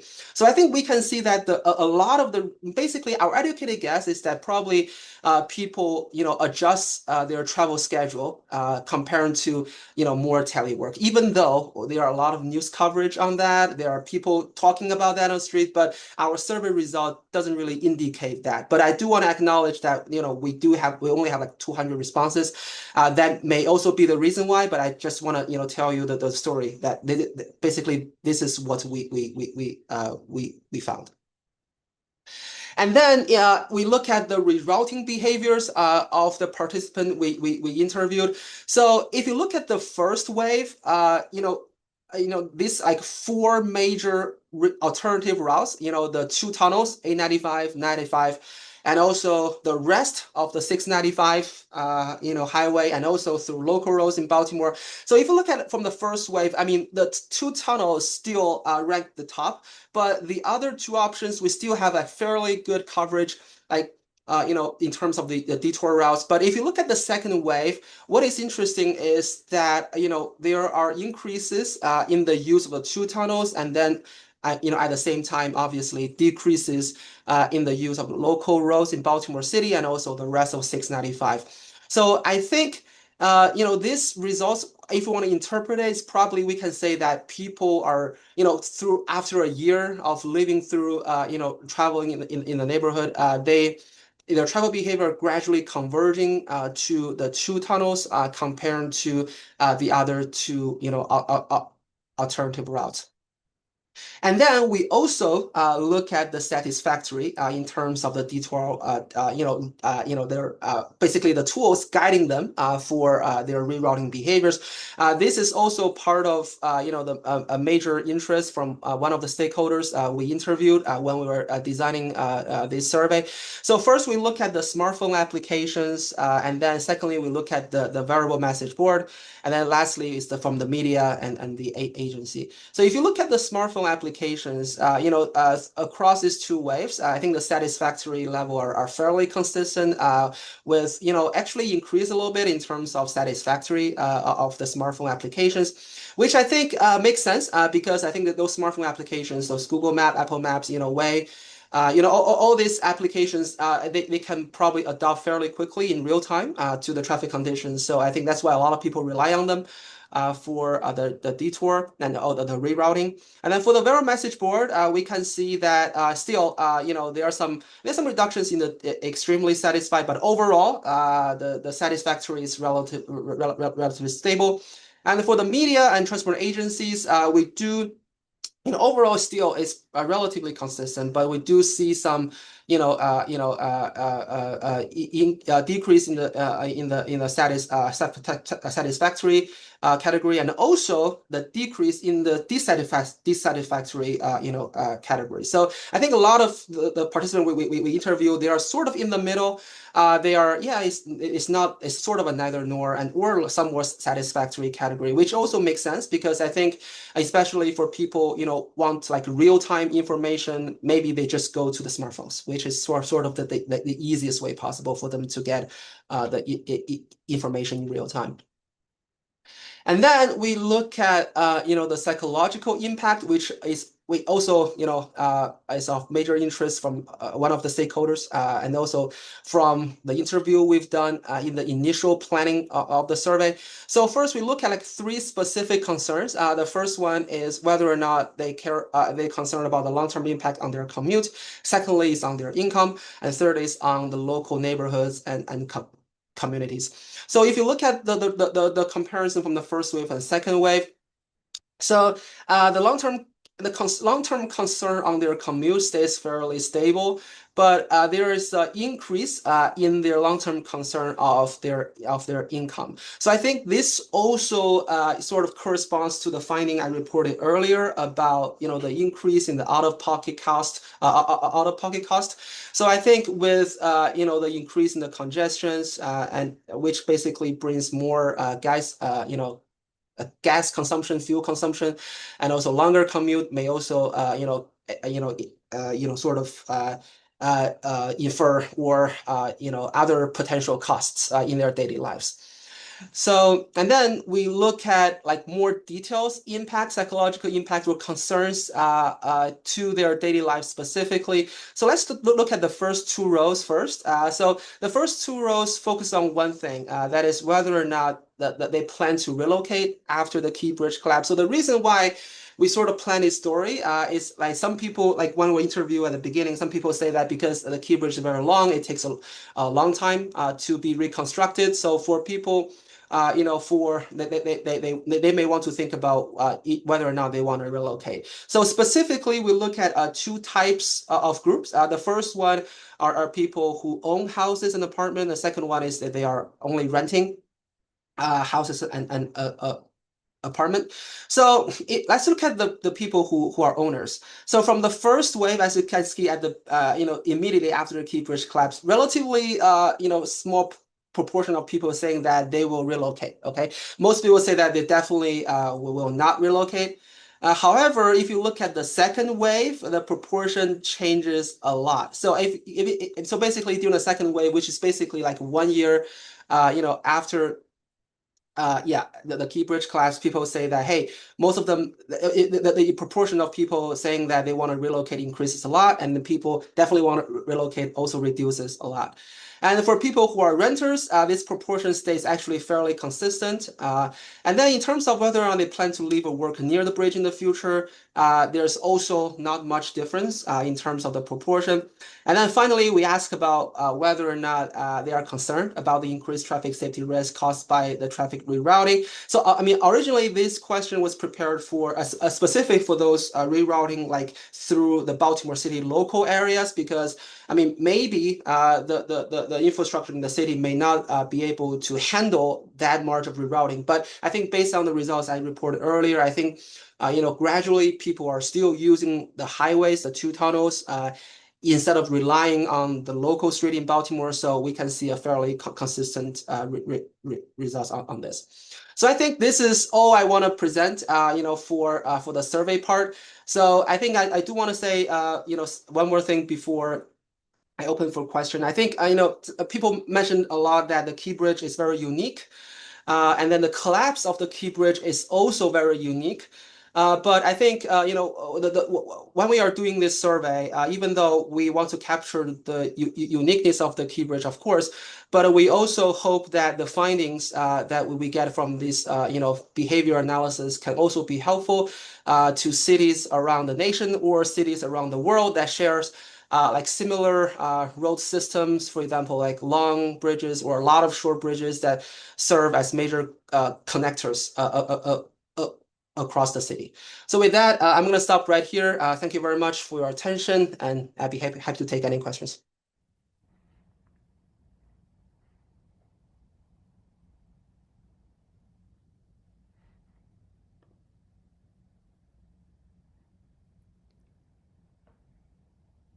All right, well, if there are no questions, we will transition now to our final presenter of this session. That would be Dr. Hesham Raka of Virginia Tech. So I invite him to turn on his camera. Thanks. I'll just share my screen here.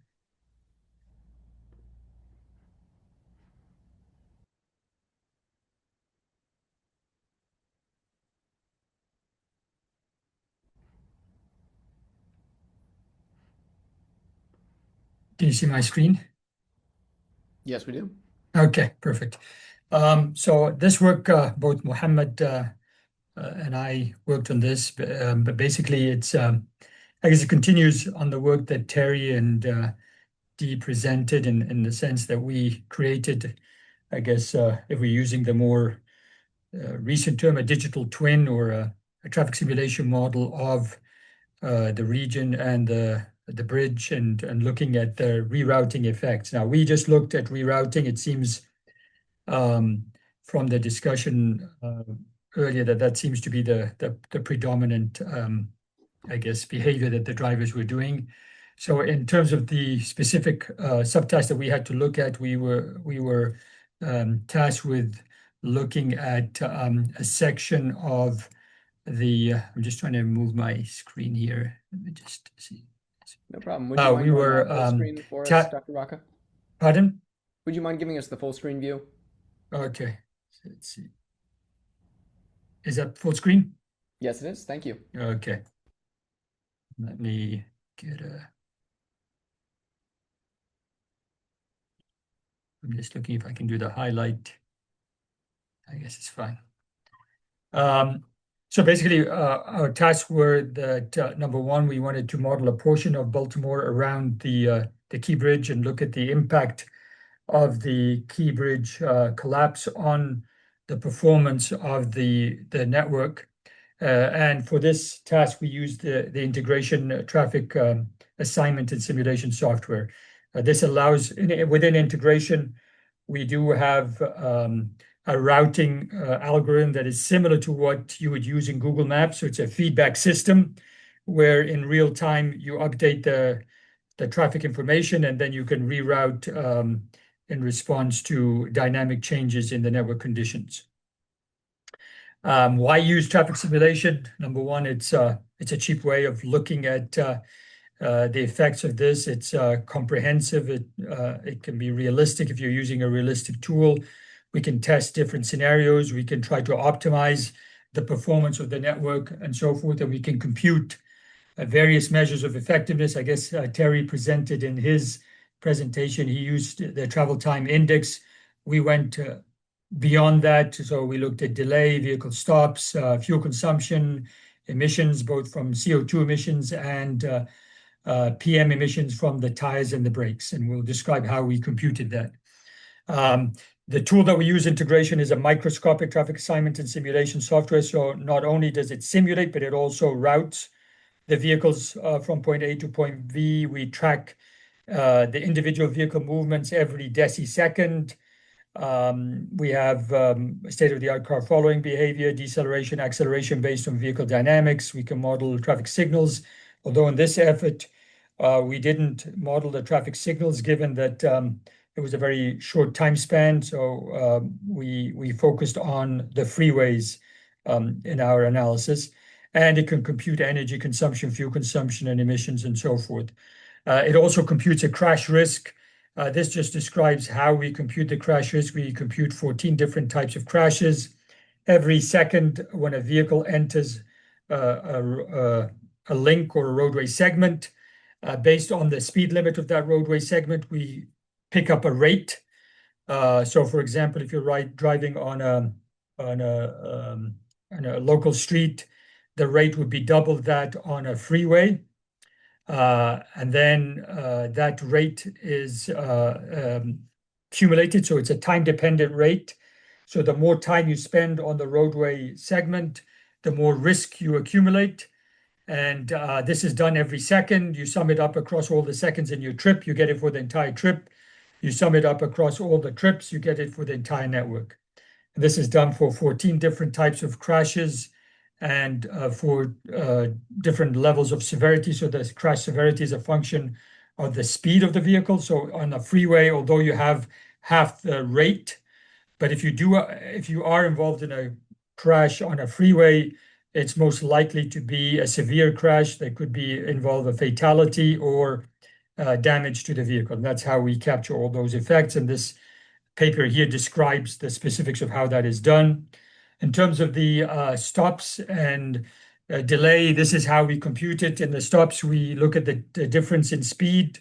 When you're decreasing your speed relative to the free flow speed, that gives us the proportion of stop that occurred over that second. Again, we sum it up across the entire trip. We get the total number of stops that the vehicle incurs during their trip. And then we sum it up across all the vehicles we get for the entire network. And then the delay is in the second equation, how we compute the delay, which is the speed relative to the free flow speed. We subtract that from 1. We multiply by the time step. That gives us the delay during that time step. We sum it up across the entire trip, and then we sum it up across all the vehicles. And then this gives you, these are the two references that describe these, how we do that. With regards to the fuel consumption, it's a function of the vehicle power that it exerts over that second, and it's the P and P squared. We calibrate the parameters alpha naught, alpha 1, and alpha 2 from the true drive cycles that you have for a specific vehicle. So if you buy a vehicle, you have the fuel rating for the city cycle and the highway cycle. So this can be calibrated using publicly available data.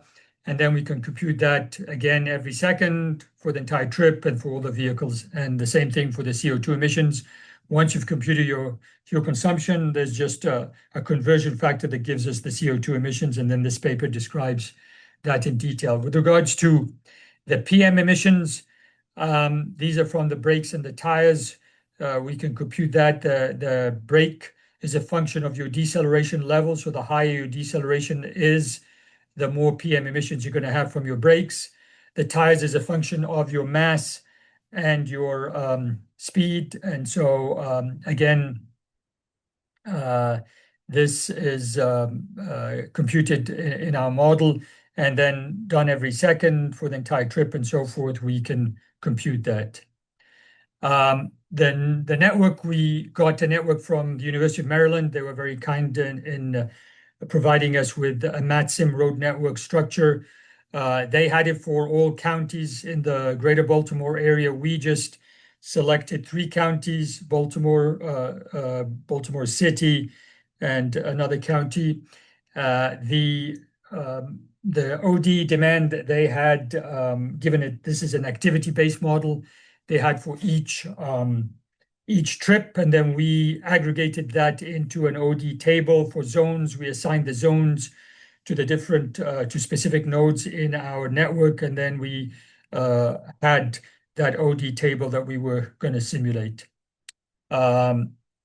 We derived the hour of the day for each of those departures. We chose the mode of travel, just only driving trips.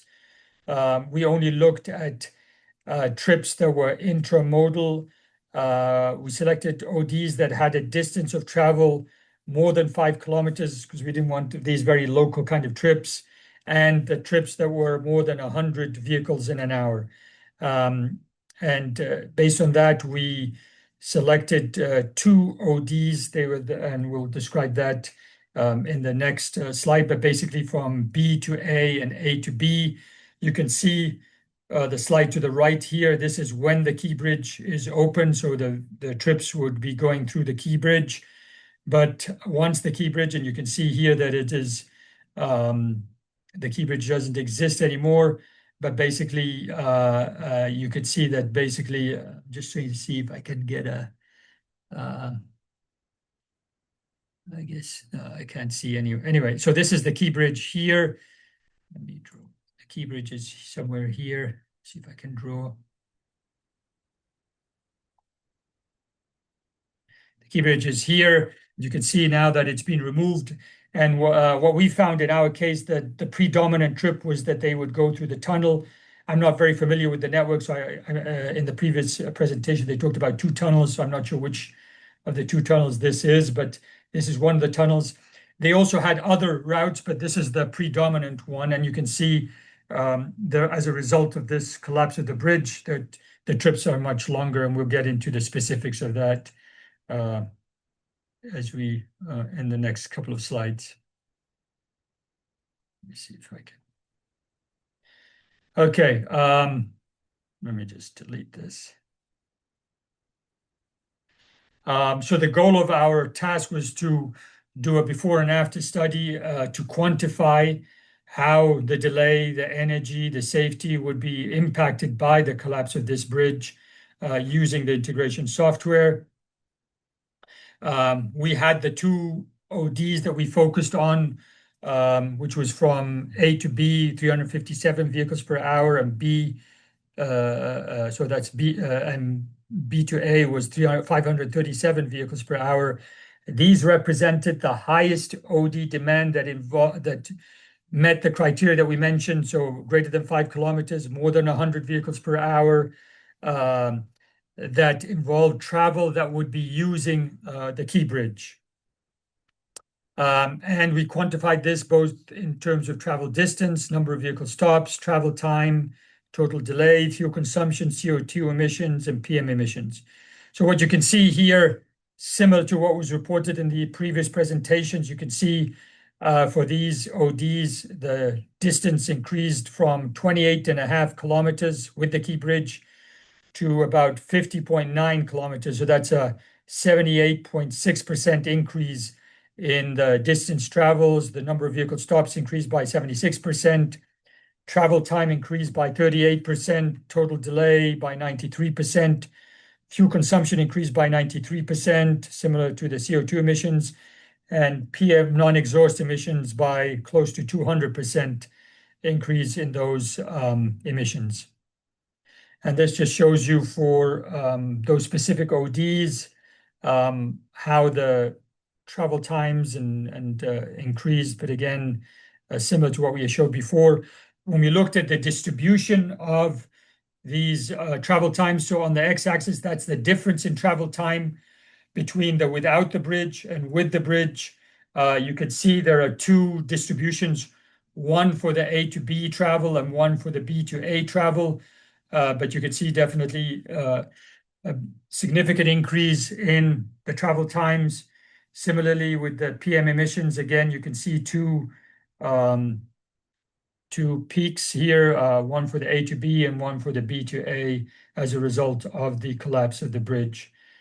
We also looked at the vehicles, the CO2 emissions and the fuel consumption. Again, you can see how it increased as a result of the collapse of the bridge.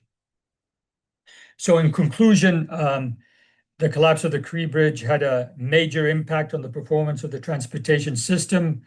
With our simulation software, we demonstrated that we can, I guess, convert from MATSIM to integration, clean the data, come up with a network for integration that can model the before and after cases. And we created a digital twin that we can then look at different what-if scenarios for that. In terms of the network level, the travel time increased by approximately 40%, and the distance increased by about 79%. At the trip level, trip A to B saw more impact than the other direction from B to A, with increased travel time of 88% versus 62% for B to A. And again, the PM emissions increased significantly. So that's in a nutshell what we found, and we'll open the floor to any questions that you might have.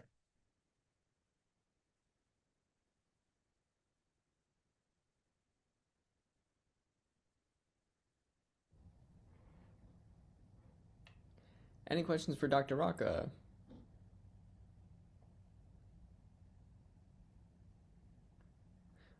Well, thank you very much, Dr. Rocca. And thank you again to Dr. Terry Yang and Dr. Dee Yang.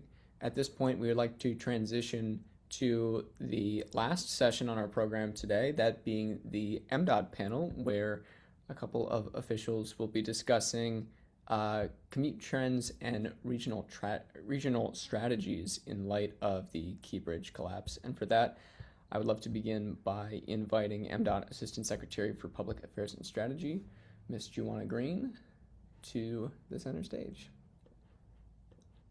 Hi, everyone. I'm going to share my screen. Wish me luck. I hope everybody can see it. Yes. So far, so good. Okay, great. Well, first of all, I just want to thank you all for hosting this today. The topic of my discussion really will focus on kind of how MDOT communicates and engages with the people who are most impacted, our stakeholders, the communities directly impacted by the collapse, and also just what strategies we use, how we partner with folks from across the state to share information. So I want to get started. Let's see. When we talk about the team, in strategizing the rebuilding efforts, we all came to the conclusion that this was going to be a Herculean task, right? We knew that MDTA, who had the primary responsibility for managing, the bridge, partnered with everybody from the folks here at headquarters, which is the MDOT team, our governor's office, of course, the senior leadership at the state, our federal agencies, whether they were investigative bodies, coordinators, rescuers, engineering, of course, our state and county governments and city agencies, because many of those folks were there from day one and getting the news and having to help mitigate some of the challenges we faced. Certainly the community organizers, these are people who had to work with not only the families and the workers and the different constituencies, but also providing support and helping to share and amplify any of the information and programs that were implemented immediately following the collapse, as well as we went into now 2 years of reaching out and planning the next stages of the bridge. One of our partners, whether we knew it or not or wanted to admit it, was the media, because the media, they were there, number one, to convey what was happening, to share messaging that we have to help convey a sense of calm, to help us in framing what's happening, not only during the collapse, but also as we go through the various stages of rebuilding and securing support at all levels. And I've already mentioned stakeholders. And when people think about stakeholders, it's so broad. I mean, the fact that you all are on this call means that, in fact, you're a stakeholder. You care about what's happening, whether it's from an academic perspective or, you know, whether you're one of the folks who's wondering about the funding and what happens to communities and commuters and people who are most impacted by this. And of course, industry partners. Why we separate them out a little bit from the stakeholders is because we talked about in some of the earlier presentations how the stakeholder community, whether that was the private sector business communities and many other folks who surrounded the port community, all were impacted or have a stake in the success and the rebuild of this key asset. And again, elected officials, that, you know, in and of itself, elected officials are everything from your local mayors to, of course, the President of the United States, the Senate, the House, the Congress, our Maryland General Assembly, and the role that all of these folks played, and of course, GEC, PD, and CMI. And I'll go on to the next slide. When we talk about our process, I will say that our process really, that as our project in our mind moves at light speed, our process is to provide timely, transparent information and updates that are built to build community trust. We did a number of things. We did traditional engagement with NEPA, which is a really heavy on public involvement and comments on different elements of the project. The FSK is different because it's a categorical exclusion and can only be rebuilt by what we had, you know, in modern standards. And through community engagement, we heard about like concerns that were going on with the public about the whole rebuild process. And we used, which was previously mentioned, the survey data. Survey data kind of gives you really what was happening even before, what people envision for the future. And we took that feedback and we tried to consider it in our process. And we use monitoring devices for impacted communities. When I talk about monitoring devices, things like vibration, things like vehicle emission, there were a number of things that we did. And with the categorical exclusion, it does not have many impacts that need to be remediated, whereas with other big bridge projects, they might have a community benefit program and money set aside to build like things like a park or provide a trail or create like a fishing pier. And because of the emergency procurement of this project, none of this was really a part of our process. And so the MDTA team, researching and utilizing data, they came to understand the different types of community directly involved with the bridge. Like if there's any like a predominantly Spanish speaking community, they would make sure that the newsletters were bilingual. Some of the communities have more members that are older, so they might be not so adept to using certain types of technology. So we had to adapt our approaches and how we would share information. And we would do things like tangible, printed, old school, not so eco-friendly documents to share information, and newsletters, using community advocates to share information. It's kind of like our strategy in this whole process was basically meeting people where they are to ensure accessibility at every level. That doesn't mean that everybody's going to be pleased, but at least we were definitely being transparent, being inclusive, and giving people an opportunity to really be a part of the process. We talk about our deliverables. I mean, there are a lot of different things we talk about deliverables. As you can see, I mean, we had everything from grassroots outreach, fact sheets and videos. It's definitely a social media presence, website content. And again, we talked about newsletters, e-blasts, text alerts, community engagement events.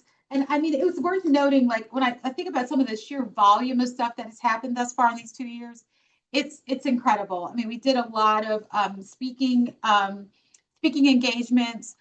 We got speakers' requests, and here's a view of some of the deliverables. I mean, you just get some of them. MDTA even posted about the bubble curtain and environmental precaution that they were taking to protect fish. And it was like one of the most liked posts thus far, because there are just communities are like, wow, you guys are really being proactive and going that extra mile to keep us updated. And that also, to be honest with you, it aligns with MDOT's social media audit that we conducted. The audit found that people on social media are nosy and they like to be engaged with sometimes very niche topics. And posts about the project updates are really the most liked posts that we do. And in my mind, it's a way for MDOT to show our work and share the progress we're making in a whole host of communities, right? We all know infrastructure projects take time, right? Everybody understands that. But the audit shows us that the public is really, really interested in seeing our work along the way. So they want to see progress. And we're also bringing people in where they are not allowed to be shown, like taking them with photos and videos that many people can't go out and get on a boat and just go and, travel underneath the bridge. And they can't go to the yards where we're staging stuff. And they're not able to go out and talk to the engineers. And so we're kind of letting them under the hood. And it's like you're getting exclusive behind the scenes updates with the content that we're sharing. And we've also met people where they are with like pop-up events. And on any given weekend, there are at least 3 or 4 different events where the folks at MDTA and partnering with folks here at the headquarters, we go out and we do these pop-up events. And it brings like the bridge newsletter and information to life, talking to actual people. And when I talk about engagement, yes, that's me reading to the kids. And we get project leaders from some of the engineers and folks who actually work on the bridge. We go out and we continue to meet people where they are. We are having a children's book drive and a book bag drive. And you may say, well, how does that really impact community engagement and educate people about the bridge? I have to tell you, the schools in the communities directly around the bridge in the Dundalk community in Baltimore County and Anne Arundel County, a lot of those children come from Spanish-speaking households. They come from the working class communities that support and work along the port community. And for those children to go back and say, hey, guess who came to see us today? We had an engineer from the bridge, or we had an assistant secretary from transportation who read books to us and talked to us about engineering and building and telling them about the important work that their parents are doing. It makes difference. It really does make a difference. And as you can see, we got all dressed up and talked about what it means to be an engineer. So we partnered with From Read Across America Day, and we had a book drive. We were in Baltimore County and Anne Arundel County, and we were really mindful about talking about the efforts across jurisdictions. We didn't just pick one area to share information. And then also, let's see, let me go back one. I clicked too quickly. There we go.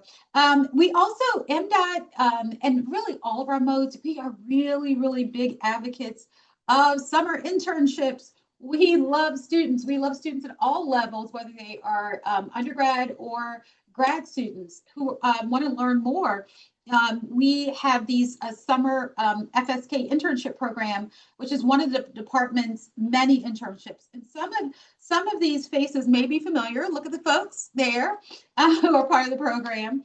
And MDTA partners with organizations and institutions like Morgan State University, which is a historically Black college and university, has an amazing engineering program where my son graduated, as well as the University of Maryland, Johns Hopkins, the University of Baltimore County, to have undergraduate, as I said, and undergraduate students come and work with our professional engineers, public sector leaders, stakeholders on this landmark project.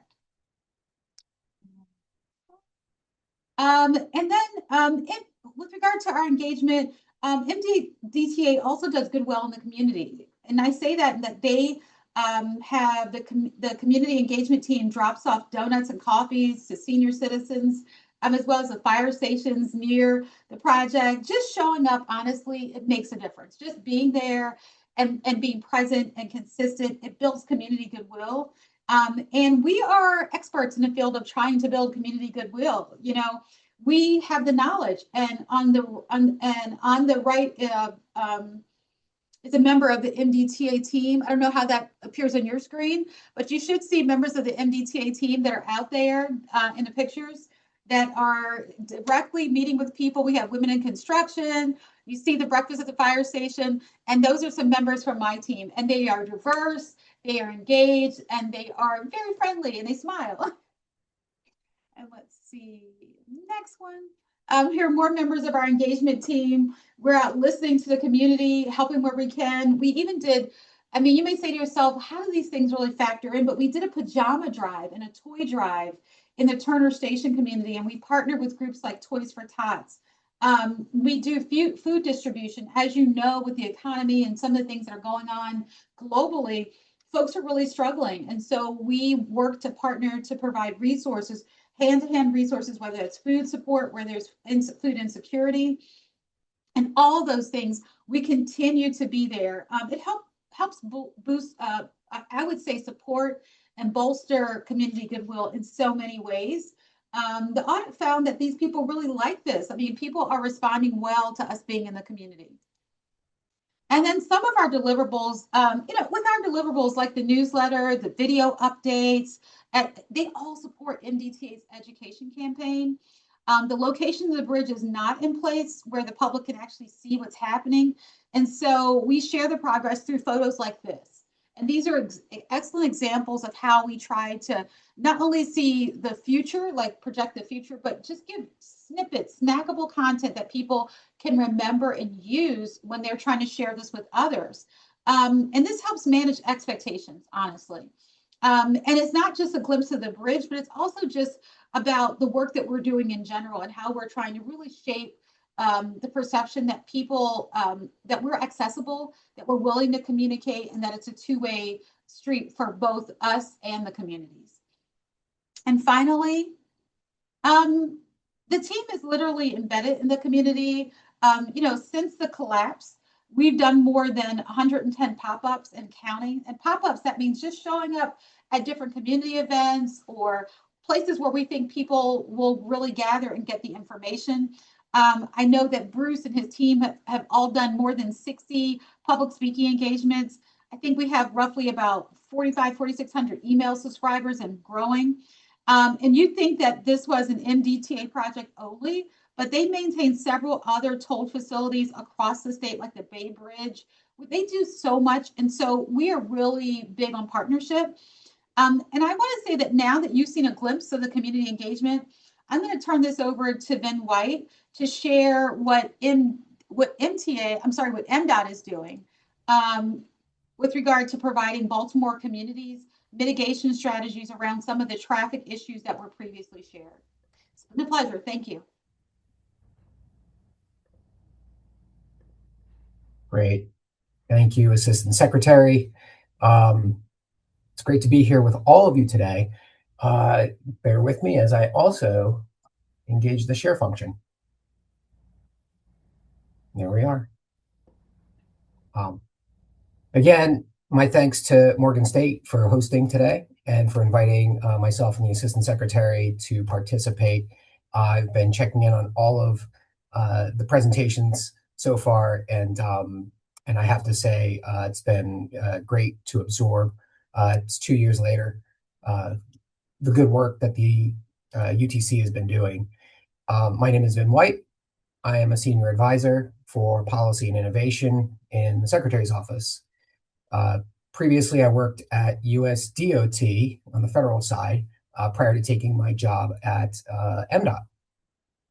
And so listening to some of those presentations, particularly Dee and Terry talking about the combination of analytics and human factors and gauging driver sentiment. Those are two important pieces of the puzzle. Definitely brings back a lot of memories. In particular, though, I do want to shout out to Dr. Raka, who really drilled down on implications, the measurable implications, safety, emissions, congestion, fuel consumption, really spot on in terms of our modern sort of affordability as we engage the bridge and drive around and try to make our way from point A to point B. So with that, though, I can't help but think about, like many of you, where was I 2 years ago yesterday? And for me, it's extremely vivid. I was actually, it was my first day on the job as Deputy Administrator of the Federal Motor Carrier Safety Administration, so the Federal Truck Safety Department, if you will, or the agency tasked with that. That was my first day on the job, and it was an interesting day, to say the least, for our part. And now to be connected to the rebuild as a member of the MDOT team is really, there's a lot of symmetry to that. What I would like to do today is just share a little bit more about the efforts underway. Assistant Secretary Green gave really incredible background on the external facing, what you see in that day-to-day engagement with the communities, with the impacted drivers and users of the system. What I would like to do is share a little bit more about what else we're doing in addition to delivering the new bridge. One thing I'll just say that I think we all understand is that everything that we can do together collectively makes a difference, and that there really isn't one panacea for, short of waving a wand and getting a new bridge. So what we have to do is be thoughtful in how we act in the aggregate for all of these different pieces that can make a difference. So by that, I mean, if you can save 10 minutes here, 15 minutes there, 5 minutes here, in the collective, you're making a much better situation for Maryland drivers. So clocking over. Vin, could you show us the full screen view, please? Yes, I can. You'll have to bear with me for a moment. Bottom right, looks like. Yeah, I got it. Thank you.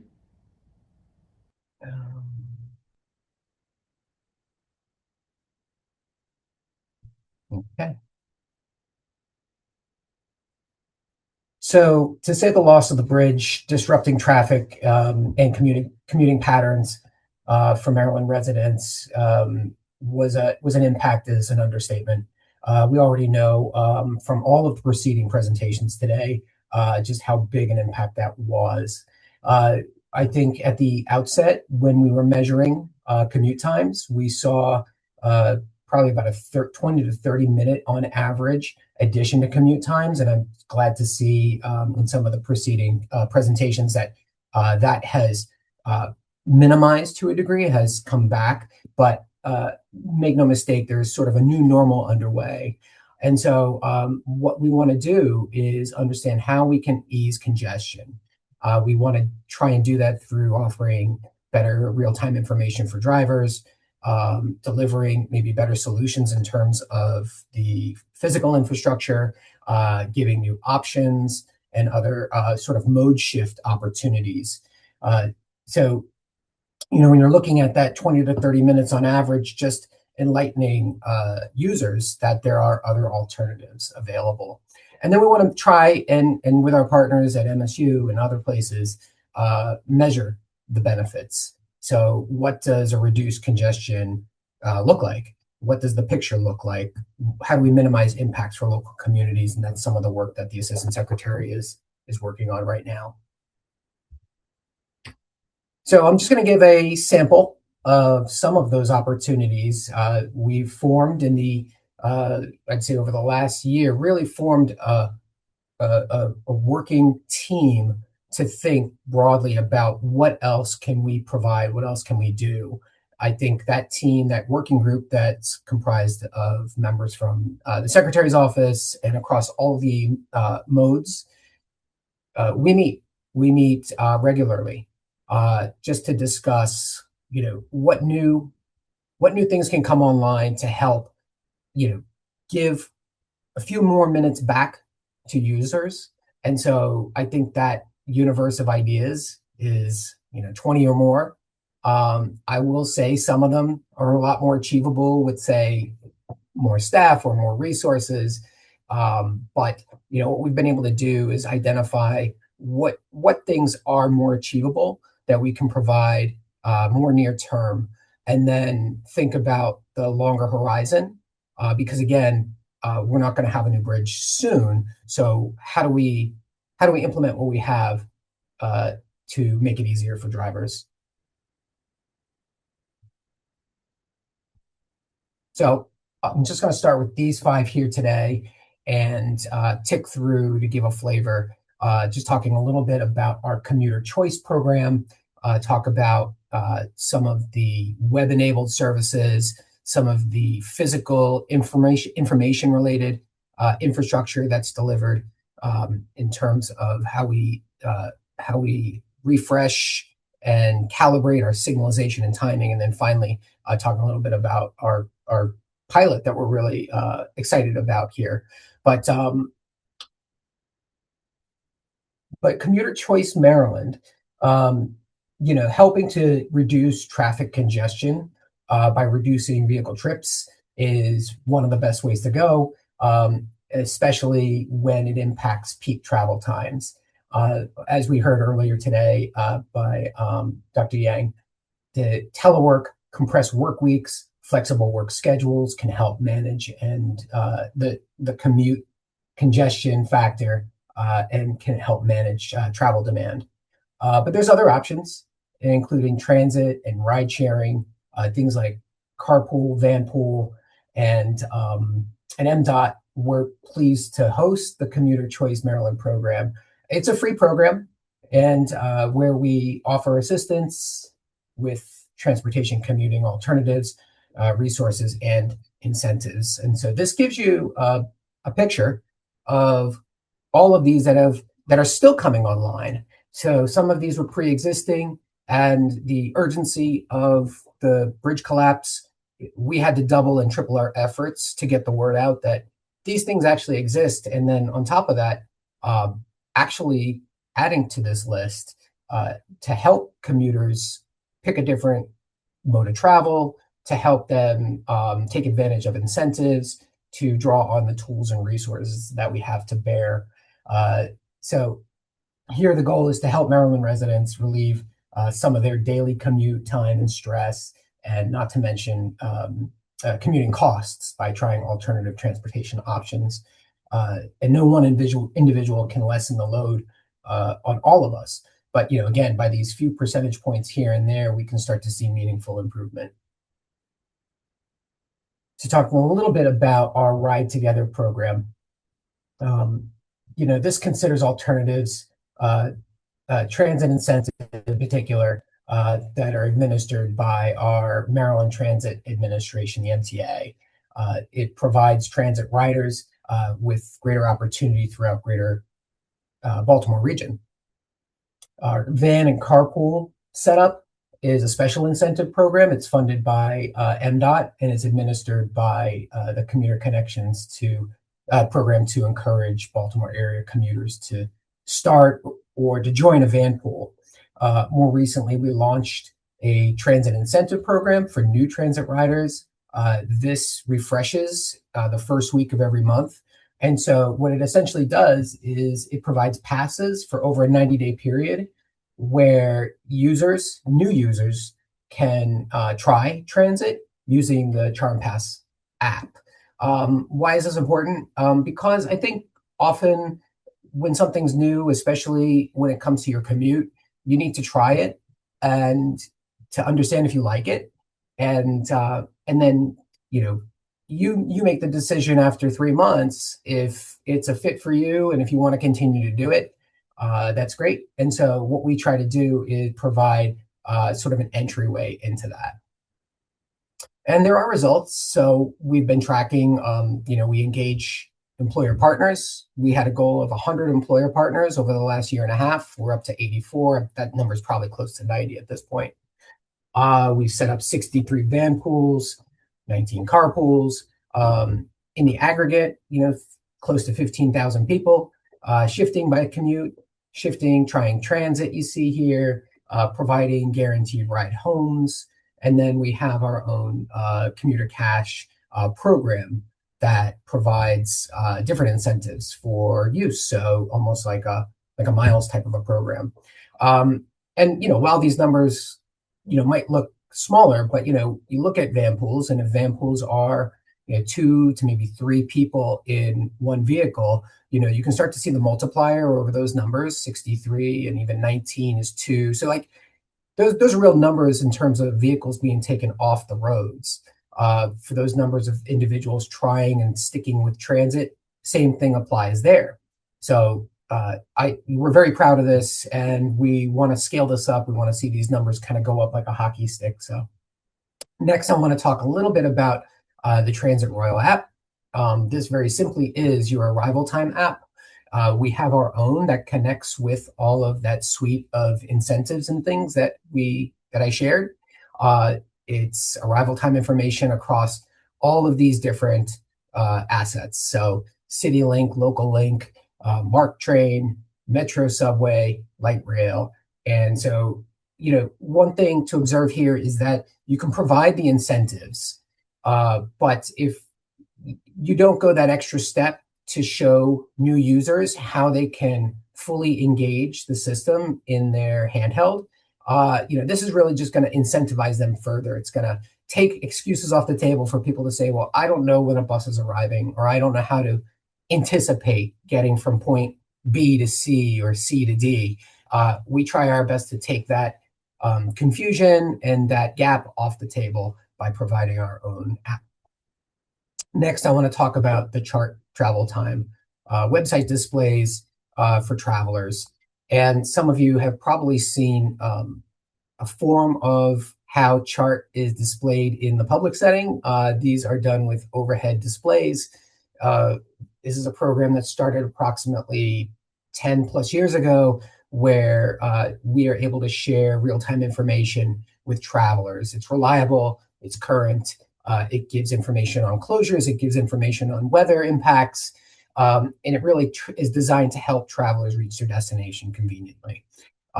This, again, is a series of resources. We leverage traffic cameras, interactive maps, and you're probably saying, well, this was 10 years ago, so what has it done for the impact 2 years ago? And we've evolved the chart travel time platform. It, again, is powered off of INRIX data, so it's fairly current, fairly real time.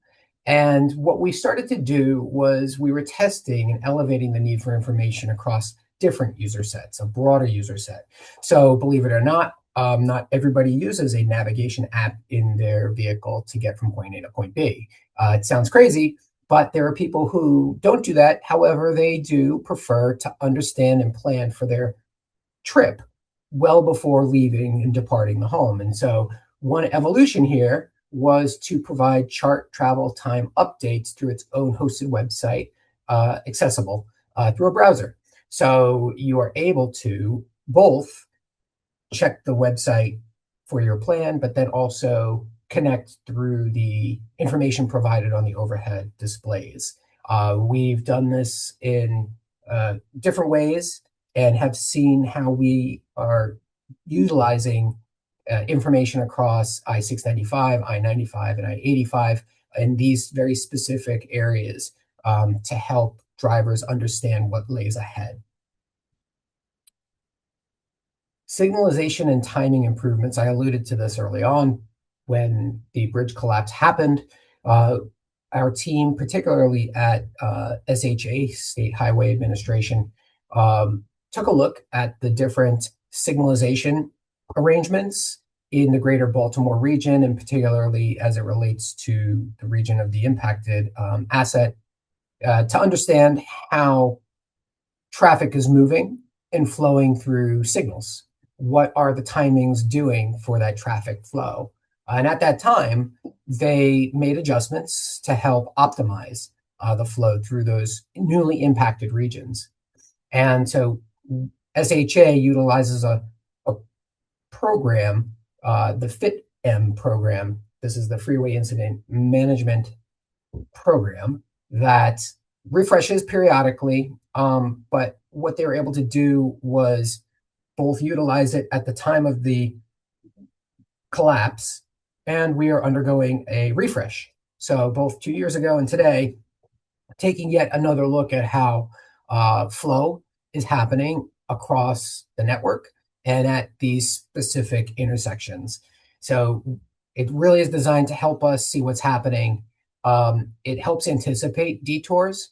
So, if there are other future impacts, we have a little bit of a baseline to go off of, and ultimately make decisions relating to people, relating to resources that will benefit the public ultimately. And then finally, talking a little bit about our corridor pilot. So I mentioned all these things, all of these tools and resources and things that we bring to bear to help create a safer, more efficient, more convenient driving experience, taking advantage of that system. And so if you think about it, it's spreading kind of the peanut butter across the state so that we can optimize and make lives easier for everybody in the state. And what we wanted to do, though, with the corridor pilot was to really just take a look at a targeted span of roadway. It could be a highway, it could be a corridor, to understand, if we were to take sort of a lot of these resources and combine their impact into one section that we know is really having a tough time with regard to congestion, what are the effects? And the beauty of a pilot is you can see the effects and then determine, like, could this be used elsewhere? So we went from, I'd say, about 8 or 10 different potential corridors to see where we would implement the project. We worked really closely with SHA, with our transit administration, with Maryland Transportation Authority to think about what makes the most sense, because ultimately we wanted to have a host of data points to help make that decision. And all of this is done with the goal of alleviating the impacts. So it's designed to help employers and commuters on one stretch. And so this here gives you a little sense of, ultimately those 8 corridors were assessed. The congestion bottlenecks were ranked. We also looked at, proximity to and access to transit. We wanted to work with employers to understand are there parking challenges in some of these places. We wanted to have a minimum number of employers with employees kind of anchoring this corridor. So we're really excited to see what kind of an effect this will have as we direct and intensify resources to one corridor. And in this particular instance, we reduced from 8 to 1, which is 295. And so we're going to take this pilot through July and try to understand the effects and tweak it and see if it's something that can be populated elsewhere. So I mentioned that we have this working group and we've been going at it for many months here. We get together and we try to move the needle any way that we can. So it's with all of these partners here. We're partnering with the local jurisdictions, partnering with employers. We're trying to deliver physical infrastructure enhancements, corridor benefits. What is the signalization refresh going to hold for us, all to increase engagement with employers. And here's a great picture. This is highway markings that MDTA is delivered. And you'd probably say, well, what do highway markings have to do with the bridge collapse? And the reality is, it's some of these interchanges where highways are connecting, in this case here, 395. If you don't have good wayfinding, good highway markings, you've been there. Drivers are a little bit timid. Drivers sometimes too aggressive. It doesn't necessarily coordinate and help people understand where they have to go if they're getting off of 395 or coming onto 395. So by providing this wayfinding, we want to believe that that's going to be more seamless. And so the flow is going to maintain and drivers will get to where they have to be safely. So with that, open to any questions.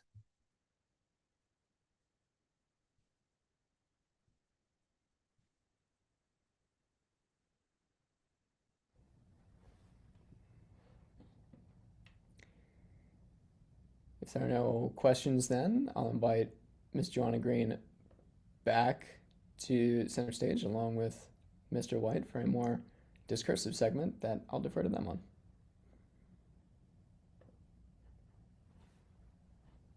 There we go. We probably just need to unshare the screen at some point. I know, I'm looking for my Zoom now.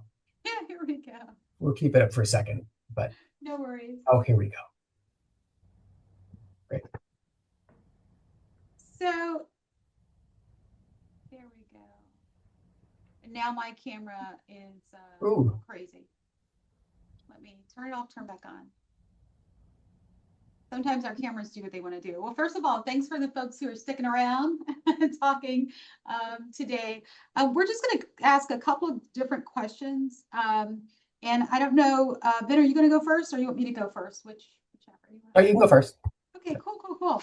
So the questions I have for you, you have assembled this working group to generate action towards easing congestion that's caused by the loss of the bridge. Can you give me like 2 benefits of launching such a group? Like, why is it important to have that?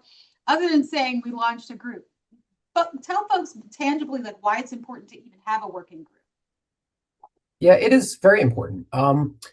So for starters, like with any big enterprise, MDOT being one, just getting to see and meet and be with people to do sort of the brainstorm part of this is really critical. I often say, if I have a crisis and I need somebody to pick up my call, it's better that they had gotten to meet me and to know kind of where I'm coming from. So I think that's number one. Number two is like just the cross pollination of ideas is really important for helping to relieve the situation. So I think, having a working group, it's not just for the sake of it, but you'd be surprised how many, when you're talking through, how many people are actually, they have good solutions. And it takes some sussing out and drawing out, and then seeing things from their perspective. I would also ask, are there other actions, particularly big things, coming up next, or are there activities that MDOT could do with more partnerships and more resources, or even more people? Because people are always like, "Oh, you have this. What's next? What else can we do?" At least that's what I ask you all the time. Yeah. I would say, I kind of started to go through that set of what's kind of coming up. Just to tease a little bit, I think there are some ideas around the table on transit prioritization, on can we launch new shuttle service. These are things that with kind of a windfall funding, we would be able to maybe pursue further. But I think some of the work that you're doing is really important in terms of understanding what the need is on the ground. And, really kind of like, you'd be surprised, right? And you can give some testimonial to this, what you think people need and what they actually need are, sometimes very, very different. And oftentimes it's you sit there and you say to yourself, well, that's not so hard to deliver. So, getting that opportunity is really, kind of a good one. And finally, my final question for you is, at the end of the day, what do you hope the legacy is of this working group? What do you hope that after you've done all this great work, what do you hope to leave as an impression on this overall project? You think about big infrastructure and you think about, all the thousands, the tens of thousands of like fingerprints that are involved in something like that.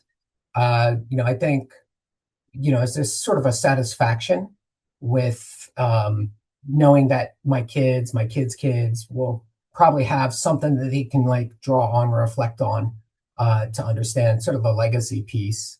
So, I think just knowing that I can play a role in other people's lives would be really, that's the kind of the special takeaway. Cool. I guess you have some questions for me, maybe. Well, let's see. I guess in terms of next steps for the engagement that you're planning, right? I guess first order is, if you can describe just a little bit about the work that you do in direct hand with the governor's office, highlighting, spotlighting kind of the importance. Can you talk about that a little bit? Yeah, it's so incredible because I would never have imagined that in these roles that you work closely with the governor's team. But if I think about it, 2 years ago, it was what, 1 or 2 o'clock in the morning, and I get the phone call, right? That this bridge collapsed.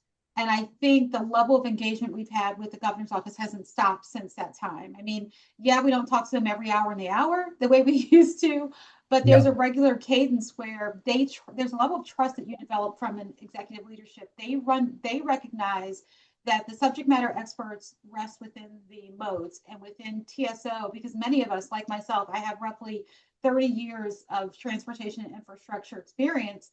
And in fact, I began my career working at the Port of Baltimore, working on dredging projects, right? So I understand the importance of having an open channel, maritime channel. And so with that being said, the work that we do really informs decisions, whether it's taking the highly technical information that comes from engineering teams and from MDTA, as well as the port community, and synthesizing that into decision points that enable the governor and the legislature to make decisions around funding, around project planning, around incentives, about anything they can do to help us. And also the information that researchers and everybody else gives may, to some degree, impact things like litigation. I mean, all these things are part of the factors that go into informing decision makers on what happens. And it also enables them to have a pulse on what the public is feeling. So in the interest of full disclosure, I grew up in Turner Station. I grew up in that community that's directly at the foot of the bridge. And that bridge was built around the time I was born. And so to then see how my former community was impacted by this, I'm able to give a different level and a lens to executive leadership about what communities of color, communities that are working class are feeling and what their fears are. So I think the level of communication that's happened, I think it's quite extraordinary, but it's also authentic, and it's enabled us to make decisions that I think are much more sound. That's great. Sort of a good answer. That's great. Great answer.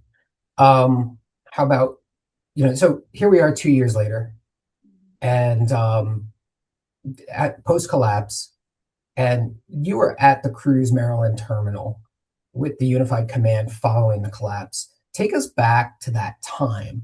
How are so many different agencies able to work together on this complex disaster response? Yeah, I would say any of the people who are currently on this call, if you haven't been in a crisis communication situation or having to respond to a major catastrophe, this is probably the second or third time I've had to do this in my career, right? Having worked at various everything from WMATA to the Maryland Department of Transportation to the Port Authority of New York and New Jersey. I've basically seen a lot. And I will say that it starts with leadership, having the right leadership in the room, partnership between federal, state, local, and private sector. And I think the biggest thing is everybody had the same mission, which was, rescue and recovery.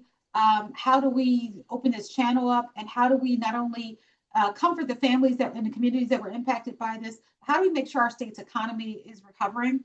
And I think when the governor, he was very disciplined. I will say this to any of you: your job is made easier when you have leadership that's focused. When you have leaders that go all off on a tangent or don't listen to the advice given by experts and then making sound judgments, you end up with the world a mess. And so as I said, he said, I want to give closure to the victims' families. I want to clear the channel and open up to vessel traffic. I want to take care of the people who are most impacted, and I want to rebuild the bridge. And those are very simple kind of, directions. But with that, he enabled all of us to bring our talents And so we had a unified way in which we gave information. So folks would come to the information. And I will tell you, the day the bridge collapsed, this is just anecdotally, I was scheduled to have surgery that morning. So I was on the phone speaking to media and news outlets up until about 7:50 when I went into surgery. And the next day, I came out of surgery with the ice pack on my face, and I was at the command center in the cruise terminal. I think the governor and my boss walked in and was like, "What happened to her?" And I had an ice pack on my face. I had nasal surgery.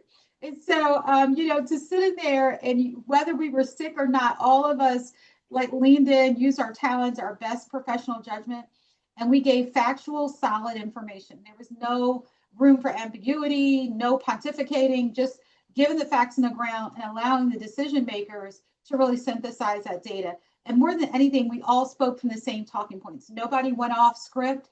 Once we agreed on talking points, that's what the governor said. That's what our Secretary of Transportation said. The first responders would do their part, but we all had the same hymnal. That's how I would describe it. That's a great story.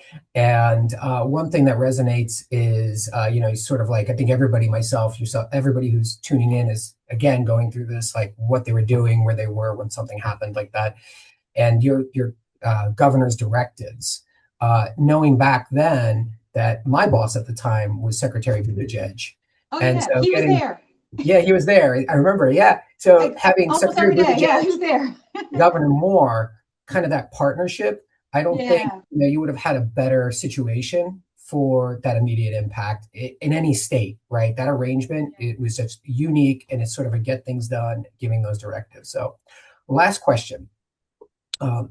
We're here with researchers today from across our region. Why is community engagement such a vital component to transportation?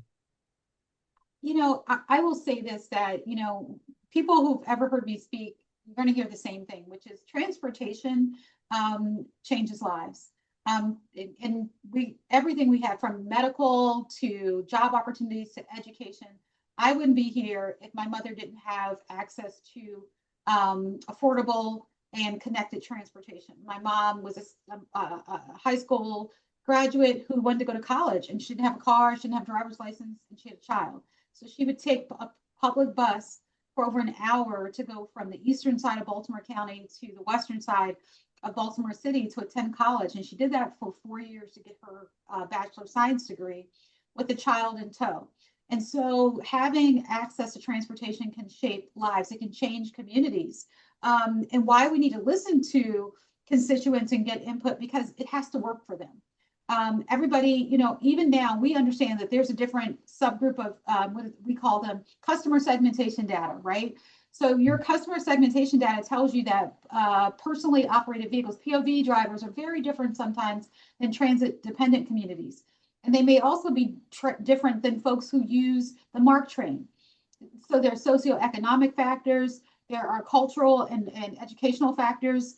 There are many things that impact how people interact with transportation projects, whether they're roads, pathways for biking and walking and hiking, sidewalks, signals, crosswalks. All of those things are aspects of transportation. And you need to know and understand if those things are working for the communities.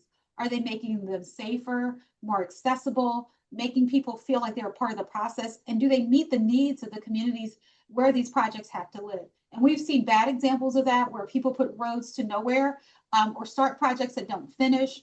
And it leaves communities distrustful. It can leave legacy scars that take decades and sometimes centuries to recover from. But then we see things that work really, really well when we put incredible walkways and connect communities, and we allow people to get to the places they need and want to be. It builds community goodwill on the flip side. So I would say, as researchers, yes, take your data hats and the technical components, but you need the soft skills, and people like me who have the soft skills to translate some of the tangible needs into something that people can actually resonate or rally around to support your projects. So that's why it's important to have the folks with the soft skills in the room to take some of the technical things that you do and make them consumer friendly, and, as I love to say, snackable, so that people can say, okay, I can take that, I understand it, it makes sense to me. I hope that resonates with you researchers out there, like a little bit. Well, it is a pleasure to partner with you, Assistant Secretary. I think It's mutual. more positive about our work than ever. And I guess with that, we would turn things back over to you, Joe. Hi, gladly, and thank you all. I appreciate the conversation. That concludes our last formal session for the program. I would now like to turn it back to our director, Dr. Mansoor Jahani, for some final remarks. Thank you, Joe. Thank you to all of the attendees and especially to the presenters. We are very blessed to have you all, the MDTA director, executive director, and also Assistant Secretary Green and Mr. White, and all of our talented researchers at Smarter who presented. And you know that we have so many others that worked on this research, but we did not have enough time to make all the presentations and all of the work that we did. But at Smarter, we are committed to conduct impactful research using our talented researchers region-wide. And we thank you all for joining us today.